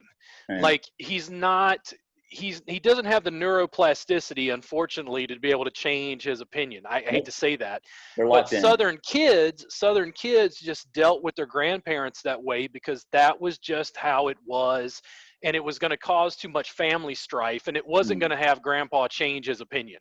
Mm-hmm. You know, it's a little bit like that. Like I have conversations with people about cannabis legalization, and cannabis legalization, I talk to people and they're like, wow, this is really amazing that cannabis is being made legal. And I'm like, listen, the reason cannabis legalization is happening is a multitude of factors, but it's because old people die, Yep. and conservative people who are Yeah. older who die changes the voting marketplace, and they go, whoa, we got real issues. Cannabis ain't high on our list, Right. and it becomes legal. It's like, I hate to say, when, you know, Martin Luther King Jr. talked about that long arc, you Mm-hmm. know, it does have something to do with debate and rationality, yes, but it also has to do with older people with less neuroplasticity are passing away. Yeah. You know, Have people have you more ever access heard to information. any of those Nixon tapes where he talks about like why he started the drug war? Have you ever Oh heard any yeah, of that shit? yeah, He's just yeah. like these Negroes and hippies have got to be put in their place. They all smoke reefer. And I mean, that was like the entire basis of the drug war was Yeah. to silence his political opponents. This is Well, insane. when we talk about it on a mass scale, I go back to George Carlin on this. I'm a huge George Carlin fan, and I think about this all the time. With all of our laws, with all of Wall Street, with all of the global economy, what happens to all the drug money? Do you ever notice that those billions of dollars just seem to vanish within the economic system? Like nobody can seem to pin it down, Sam. Like Dude, if you can find, and I don't know if they have I don't know where Google Earth, you know, how far back they go, yeah, but get an image of Miami from 1980 and compare that to 90, for example. yeah. That's where the drug money went. I mean, we're talking about money on a scale that it's not just a city. We're talking about narco democracies in Oh Central and yeah, South yeah, America, yeah. huge corrupting influence. And it's like, what happens to the money? Oh, well, it just, Right. we don't know. We can't find it. You know what fucks me up, dude, is we go into Afghanistan, right? We're gonna Oh fix it boy. over there. As soon as we overthrow the Taliban, all those poor farmers Yeah. start growing poppies. All of them. Like my brother was over there, and he Yeah. was like, I think when he was over there, he was like, no, they let us cut down the poppies now, but we have to leave the marijuana up. I was like, well, that seems reasonable, at least, Yeah. But yeah, I mean, as soon as we went over there, they all started growing poppies because they were like, oh, the Taliban's not regulating us anymore, We can make Yeah. as many drugs as we want. And the U.S. was like, whatever we can do to make them like us, sure. So for like 2 years, they just let them make heroin. Yeah. Yeah, I mean, there was a documentary whose name I can't recall that was on Facebook. It might be Drug Money, is maybe the name of it. But I felt that they took a very good stance on actually looking at the poverty involved in drug production, Oh both yeah, from Afghani farmers who have to grow poppies. Because why? Well, the next most profitable crop they can grow is wheat, and it's 100 times less profitable than right, opium. right. What are you going to do? You have a family to feed. Yeah. Now, if you're a poor farmer that's growing coca in Colombia and Peru, why? Because there's nothing you can grow on that land that's going to be even remotely as productive. And it's like, do you care They'll about fucking make you do it. They'll the make you do it in Colombia or yeah. Ecuador or Venezuela. I They'll mean, force you to grow there. opium and then coca production, these are indigenous native things. Like, Yeah, I don't think Afghani farmers for 2 seconds give a shit yeah. about some Westerner who is like, well, They I don't don't have care, nothing to dude. do with heroin. I just No, produce man. opium. I just produce They got coca. they had like 24 goats and now they have 17. They're like, I gotta grow some poppies or my family's gonna starve. Yeah, the economic implications, it's like I don't know if you've ever seen The Wire, but in The Wire, I think it's Stringer Bell and one of his associates, like they're going through this process of trying to launder the drug money so they can Yeah, be legitimate, and the problems and trials because they figured out how to be successful in this black market economy, yeah. but they can't be able to use these assets to be able to purchase real estate and go Right. legitimate. And that's what part of the issue is. It's like, if you're a poor person living in the ghetto and you're trying to make it, are you going to go work in fast food, or are you going to sell some crack? Yeah. Because the profit end of this is so much higher, you're going to be able to take care of yourself. And as a society, why do these people not have other options? Yeah. And they're like, oh, they have plenty of options. And I'm like, do you think so? Yeah. No. Do you ever read Freakonomics? Huh? Do you ever read Freakonomics? No. I mean, it's pretty interesting. It's I mean, it's basically like this guy looked at some statistics, and none of it is like cause and effect stuff. You know what I mean?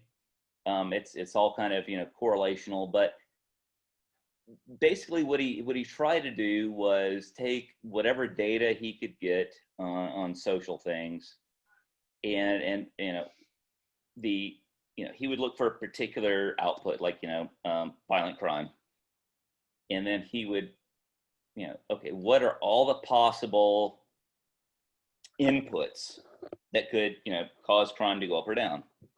And so he would have all socioeconomic scale, educate, all the basic shit, and some other stuff.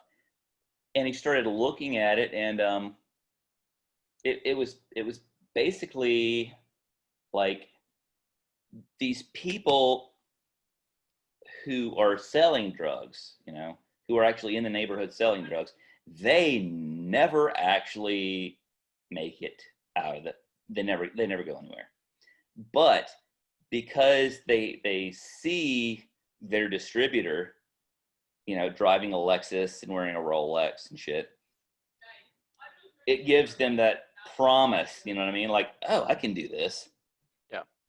And so it's like easy to recruit people because they know there's money in it, Yeah. even if they're not at that, actual end of it that, profits, Yeah. but they see the potential in it. Well, the Sackler family has led to the largest opiate epidemic we've ever had. It's funny though. I don't think the Sackler family's in jail. Oh no, because it's okay when it's the pharmaceutical industrial complex and white people Yeah. own it. It's like, and the thing is, there's all sorts of, like, basically they went, you got to repay some money. Yeah. So They didn't. do you They remember didn't do that to meeting Pablo Escobar. do you remember meeting Stephen and Angela when we were in Hawaii? My wife's sister and brother-in-law. Yeah, yeah, So they were telling me that they personally felt like, to some extent, the nurses union was responsible. really. Because what they were saying was the nurses union, like whenever you come into a hospital or whatever, and you have a situation where you have to describe what's going on, and then they have to like figure out what kind of treatment. The nurses union was pushing for pain to be like one of the deciding factors. Like what's your pain scale, and then relieving that pain was I guess because nurses are sick of hearing people scream. Yeah. I went into when I went into the emergency room on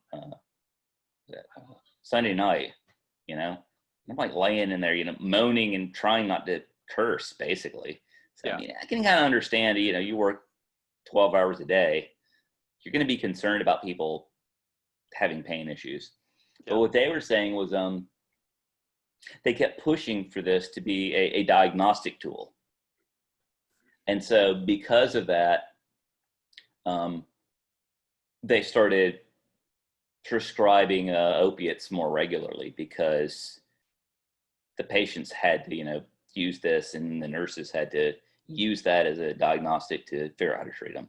So I don't know. I don't know anything about it, but that's just what they were saying. I don't know. Yeah, I mean, no, there's intense, issues. The problem I have is a guy on a street corner sells some heroin and goes away forever to jail. And the Sackler family, through legal means and resources, is able to facilitate one of the largest opiate epidemics we've ever had. And the government goes, Right. oh, well, Yeah. it was legal. Yeah. It's like there's a lot of complexity when it comes to that. Even now, have you been in states where cannabis is legal to like go into a dispensary? Have you had that experience? Well, I live right across the border from Michigan, Oh, okay. but I haven't actually been to a dispensary. Yeah, I went to Washington State, and Sam, well, we have a history. We were in college together. I was a philosophy student, figured out. Yeah.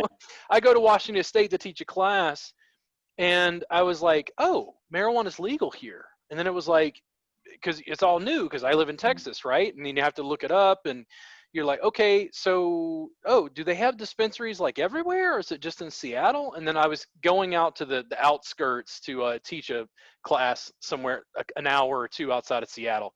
So not only did they have a dispensary in the town that I was going to, but I pull into Safeway to get groceries, and the Bud Barn That's nice. is in glowing green Sweet. neon. I got my groceries. I go over to the Bud Barn, and I walk in, and a guy with like a long hair and a beard is like, "Hey man, what's up?" And I'm like, "Oh my God, this is legal." He's like, "Yeah man, what do you want? Extracts, hash, edibles?" Like, it's like a candy store, and I'm like, "Oh my God, like this is legal here?" And he's like, "Oh yeah, dude, totally legal. Nobody gives a shit, man." It's like, to be able to open a dispensary because cannabis is still a Schedule 1 drug. Yeah. Banks, loans, like, you have to use an ATM withdrawal because they won't do it through the credit card transactions. And You the people have who to have 500 grand Yep. in Michigan to even start Yep. a grow operation. 500 grand, you have starting investment, not like to put into the business, for insurance. You have to have that set aside over and above whatever it takes to actually create the business. Yeah. And the thing is, there's a weird sort of almost systemic racism around that, because the same guy who has been selling cannabis illegally Right. can't get into the legal side of it. Yeah. It's like it's such a weird scene for me to see things change over the course of our lifetime, and then also to see sort of the larger business interest at play. So like in Texas, people would ask me, when are they going to make, cannabis legal in Texas? And I'm like, last. And they're Yeah. like, well, why? And I'm like, because people in Texas are making money off the illicit black Oh, trade yeah. because we have the longest contiguous border with Mexico. And they're like, oh, I never thought about that. It's like, dude, there are people in Dallas and Houston who make, billions of dollars smuggling drugs across the Yep. border. Yeah. They Yeah. don't want their industry to dry up. The wild thing is, when you learn more about it, you find out that those same people are friends with the people who are supposed to be keeping drugs out of the U.S. Yeah. That's what's wild about it. You know what I mean? Iran Contra, man. Yeah, it's nuts. I don't know if did you see I think was it Tom Cruise that was in it? He was playing Barry Seal. Did you see that? Yeah. So there's an older film called Double Cross with Dennis Hopper that's about Barry Seal. Barry Seal died in Baton Rouge, by the way, at the Salvation Army on Plank Road. We used No to pass shit. it as kids all the time. Yeah. And essentially, there's another film, I forget, I can't remember the name of it. I think it's when Tom Cruise, where he plays Barry Seal, but they go into a little bit more of like some of the details. And essentially what it was, okay, Barry, listen, you're a pilot. We got to get these guns down to Honduras or whatever. And he's like, okay. So they're illicitly hiring him, and they're like, here's a map. Here's how you get through the border without triggering any alarms. So he would drop off the weapons, in Honduras, and then go to Colombia and pick up coke and fly back through the same route. And the government was like, what coke? Yeah. It's like, it's such a weird, scene. But it's like I joke with people about the fact that it's like, does anybody in the United States not know where they can get illegal drugs? It might take me a minute. It might take a couple phone calls in 30 Yeah. minutes or whatever. But that's the thing that I think is so interesting is there's like a double standard going on. And I've gotten in challenges from people when I talk about decriminalization or legalization of drugs across the board because they think it's just preposterous. But I'm like, it's there, it's not going away. Part of the issue with my industry in massage therapy, I'm completely serious about this, is there was an attempt to separate massage therapy from prostitution. And we use regulation and legalization and schooling and licensure to separate it from prostitution. But 80% of my female colleagues are still complaining about guys calling up asking for happy endings and shit. Yeah, right. And there's nothing that we can do legally. And I'm like, okay, make prostitution legal. And they're like, oh my God, and I'm like, well, what do we do? Why not? I mean, my colleagues are still having to deal with this shit. Is it going to be worse than it is now? No. And that's been my argument, but it's about what I generally would consider, victimless crimes. Here's the thing about drugs. If you look at, okay, you can't say, I don't know why people do this, but you can't really say lab rats are a proxy for people. I mean, we're both inbred and we're both mammals. That's about as far as it goes, really. Yeah. It doesn't really work. But if you look at studies with lab rats, given free access to cocaine or heroin at will, just a little, beep, beep, they can get as much as they want whenever they want it. Most of them will, even like heroin, most of them will try it a few times and they'll be like, oh, that was fucked up. They don't get addicted. Yeah. It's about a 10% rate of addiction in rats, which isn't really that much higher than what we get just in society with it being illegal. You know what I mean? Yeah. Is it really worth the effort when it's not probably going to have any impact on the amount of people using it? Minimizing harm is generally how I feel about it. And when it comes to my industry specifically, I go, well, how do I keep women safe? women are reporting this to me. I don't have as many guys contacting me for hand jobs because I guess I'm not attractive enough. But, it's like it's a manifestation of the way that society at large is dealing with things. Oh yeah. And I think that there are ways we can make the situation better. And I think taxation of certain black market activities allows more resources to be Oh able to yeah. devote to minimizing Dude, harm. I mean, think about, you just legalize weed, just weed, coke, prostitute. We can throw one more thing in there. What else? What else can we legalize? Poker. You can play online poker in the land of the free. Why is that not legal? I hate gambling. Because I the never mob. gamble. I think gambling is stupid and awful. But you know what?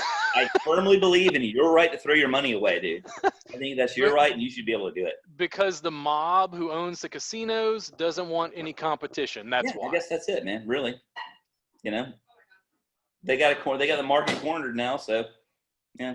And that's the whole discussion and argument. I cut my teeth That's playing what it all online. boils down to. Whenever anything's off limits, it's always because somebody wants to corner the market. I mean, they're that's my argument about regulation. The marijuana thing was based on hemp. They always say it's to protect the public, and we got to protect the children. We got to protect the public. And it always comes down to somebody's trying to control the marketplace and using regulation to give themselves a market advantage. Yeah. Like I don't fully understand it. I understand that we need certain laws to be able to keep people safe, but I feel like at a certain point it gets to this issue where you have so many laws, you can't even figure out, like you have to get a lawyer to explain to you what you can do to be able to try to work around it. Mm-hmm. Like I told you, you know how I feel. Like I think probably 90% of environmental laws are justified, if not necessary, for our health. But damn, dude, they're so complicated. I've been doing this job now for 8 months? Yes, it's January. 8 months, dude. I don't know what's going on with air quality. I have no clue. Yeah. I have no clue.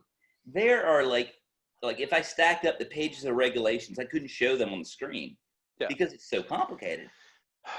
So I'm in Texas. I have 3 licenses in Texas as a therapist, an instructor, and a CE provider. Jesus Christ. So when I go into Louisiana, I have to have another license to be able to teach there. And I can't see a client while I'm there because I'd have to get another license. Yeah. Then when I go into Mississippi, Mississippi makes me file an application specifically with their state that includes the information for my specific class. And you cannot do visceral manipulation. And I say, so is visceral manipulation the same thing as abdominal massage? But it's like, I don't know, because I don't know Mississippi state laws. And why does Mississippi very specific definitions, and they're all different. Students across country, because they follow me online, they'll say, well, can I get CE credit in XYZ state, or is XYZ legal? And I'm like, I don't know. And they're like, what do you mean you don't know? I'm like, dude, there's 50 set of rules just in the US.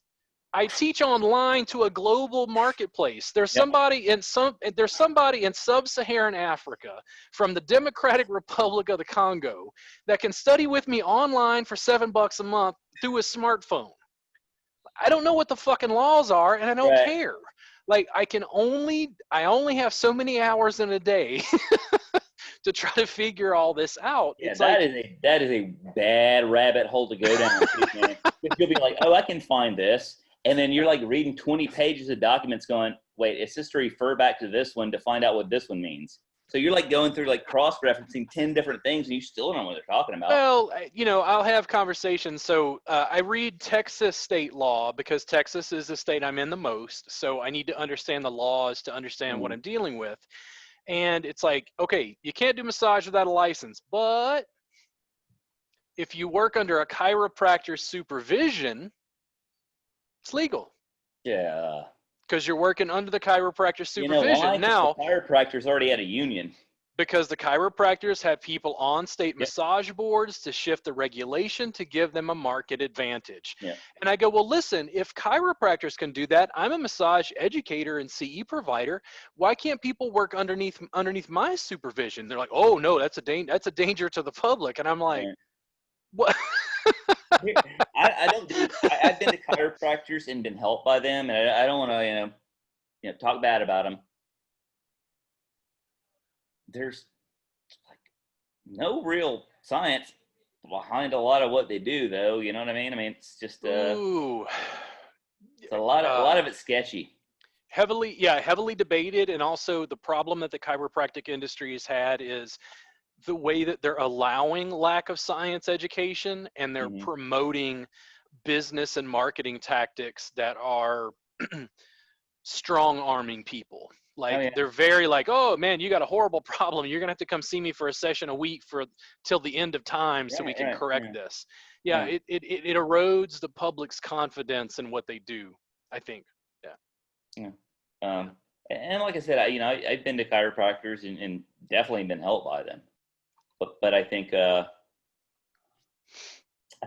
they're kind of skirting the edge of what you know what's I, acceptable medical I was practice. a philosophy student, and I have sat back, Sam, and I've said, well, what is massage?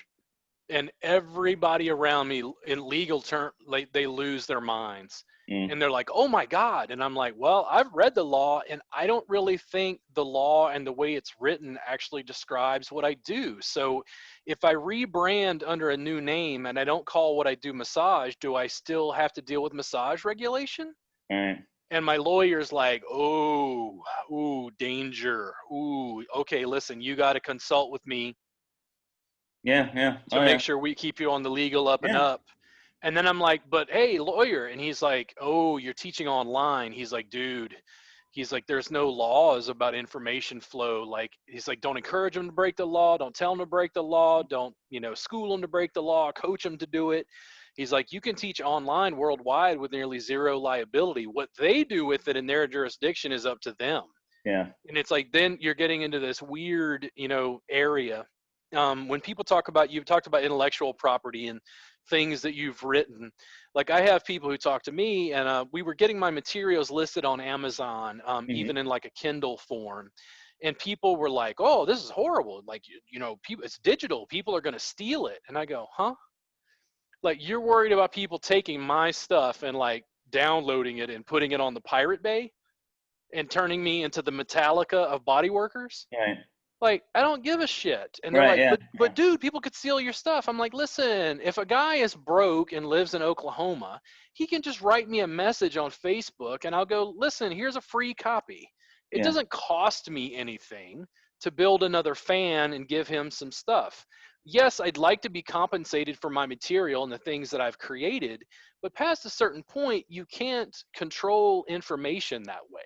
Right. Right. Yeah. Yeah. I feel the same way, man. And I kind of wonder, like, if the stuff that you're doing um, is going to gradually kind of start to chip away at that the Yes. sort of institutionalism. You know what I mean? Yes. Where you have to have money to be on the edge of what's going on, and when you're on the edge of what's going on, you have money to secure that. Nobody else can get there, and it's Massage education. I think. In most states, if we're talking about massage education, Mm-hmm. school's $10,000. Jeez. My subscription service is $7 a Yeah. month.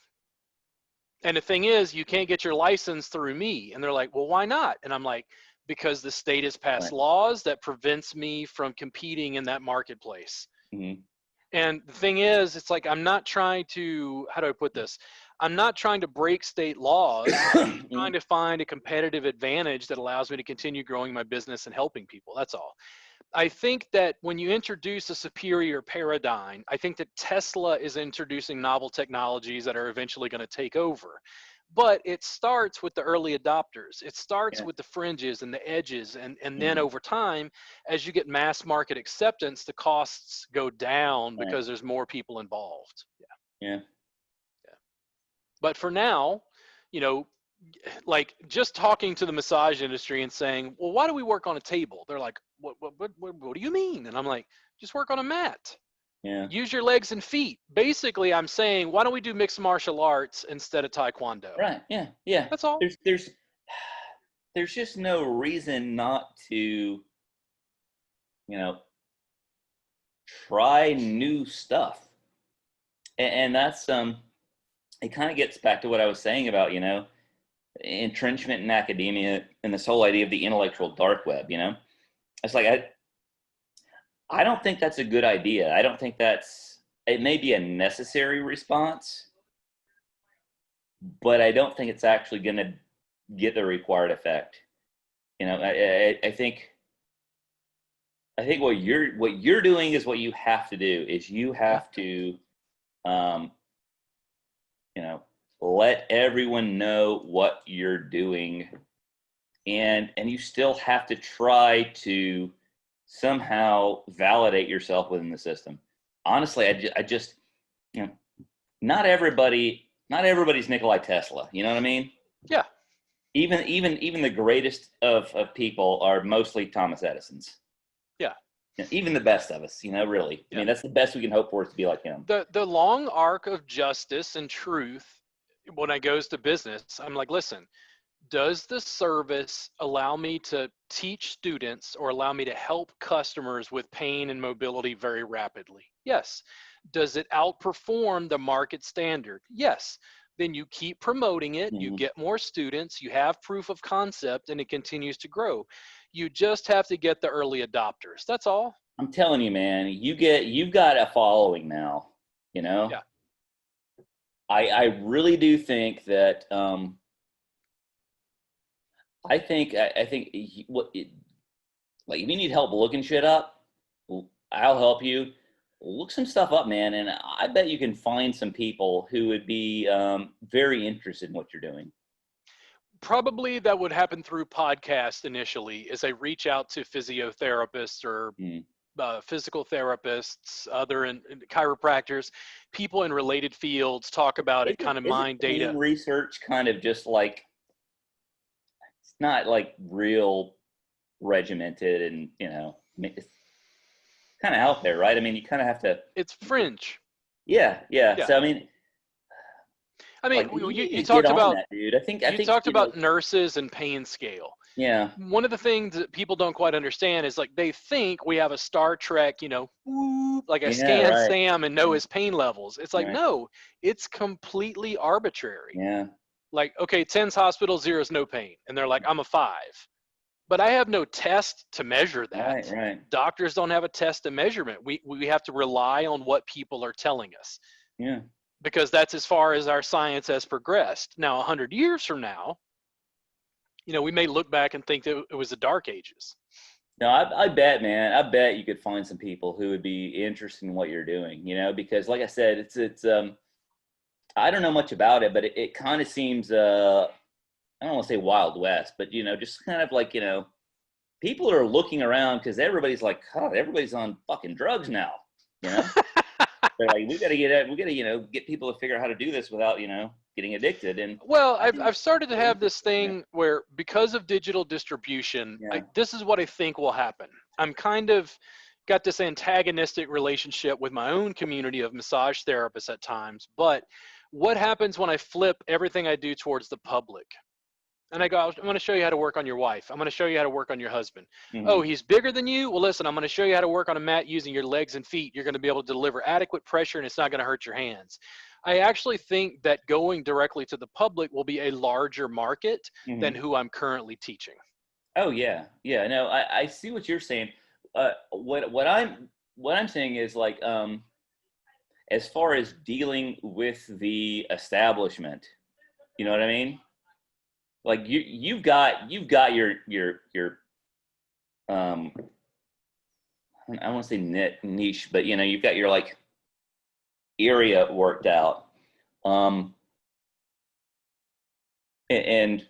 you know what you're doing there. But as far as, like, working, like, towards more acceptance, I really think I think you could get some support with that, man.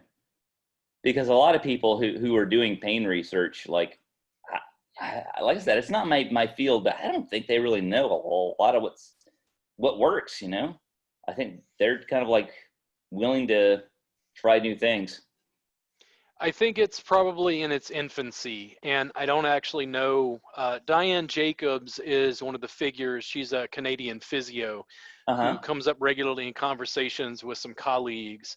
And I've had my own run-ins with her that I could go into, but Oh, yeah. I think part of her curmudgeonliness is having to fight even the industry she's within, because she was questioning some of the physiological underpinnings of what people thought was the case. Uh-huh. So there's still debates, again, because the science just hasn't been refined enough Mm. and is not knowledgeable enough across a large number of practitioners to be able to say, this is, what the science says and this is Mm. not. Well, so I guess kind of what I'm getting at is like you don't necessarily have to understand the proximate causes of what you're doing. Do you know what I mean? Yeah. Like as long as you have a baseline, and some output, at the end of the study, it's like a black box. These people went in, they did this program, they were better. These people went in, they did this program, and they didn't get better. This Yeah. program's better than this one. You don't know why, you know what I mean? So it doesn't have to get into like the technical, anatomy and physiology stuff. Just it's just an initial study to show this shit works. We don't know how yet, but this is probably why, because I mean, you Yeah. you know why it works, even if you can't scientifically demonstrate it, you know what's up. Yeah. I mean, I have clinical experience to back up what I'm saying, but double-blind research is another beast that I'd have to do more Yeah. research on, and probably befriend the scientists who are doing some of that research to be able to glean That's information all you from them. need to do. I'm serious, because like if you could get in with somebody and man, find somebody who's actually in pain and is just doing research, Well, do so it on them, and then they'll be like, oh yeah, okay, here's where then fame they'll think comes they're good. in. I had a colleague who's a friend who he was wanting to go to the Olympics for beach volleyball. Oh, okay. And I would work on him, and he's like, dude, this shit. He's like, dude, you should be famous, bro. This shit. He's like, oh my God, dude. He's like, dude, you got to work on athletes. You got to get athletes on here on like their Instagram showing you doing this shit. Like, this Mm. shit is fucking balls to the wall, man. This is the fucking shit. Like, dude, athletes want this, man. Like, this shit is fucking amazing. The difference is what you're doing is you're playing a game where, while I show myself in Hawaii, I Mm-hmm. show myself surfing and swimming with sea turtles. You show yourself hanging out with Charles Barkley and Michael Jordan and Oprah Winfrey and giving them sessions. Mm-hmm. I want to be able to refine it according to science and have an understanding of why we think it works. Right. Yeah. But you're really playing a marketing game about fame, Oh yeah, I get that. Yeah, exposure, and reach. I get that. But I mean, but you don't want to be like Gwyneth Paltrow. Yeah. You know what I'm saying? Gwyneth, if you're out there, contact me. I'll give you a session. Cool, man. Listen, I'm going to get out of here and Yep. probably get some food. Do you have like specific social media profiles you could tell the audience where they could find you online? No, I mean, I'm on Google Scholar. Google Not, Scholar? Okay. yeah, nobody's ever gonna look that shit up unless they want to know about like ag ditches or something. Yeah, And I'm on under Sam Facebook. Pierce, right? Samuel C. Pierce on Google Yeah. Scholar. Yeah. Because there was another Sam Pierce in Mississippi who was a medical researcher. So Yeah. whenever you look up like biology Sam Pierce, we would both pop up. Yeah. And like it looks like I'm like doing all kinds of crazy research. But Yeah. yeah, Samuel C. Pierce, and then I'm on Facebook, Sam Pierce, and I think that's about it. Oh, I'm on LinkedIn too, Samuel Pierce. LinkedIn. Okay, cool. So listen, it was good talking with you. We'll talk again soon. I'm going to go ahead and shut down the recording here. Give me All right, 2 man. seconds. Good talking to you.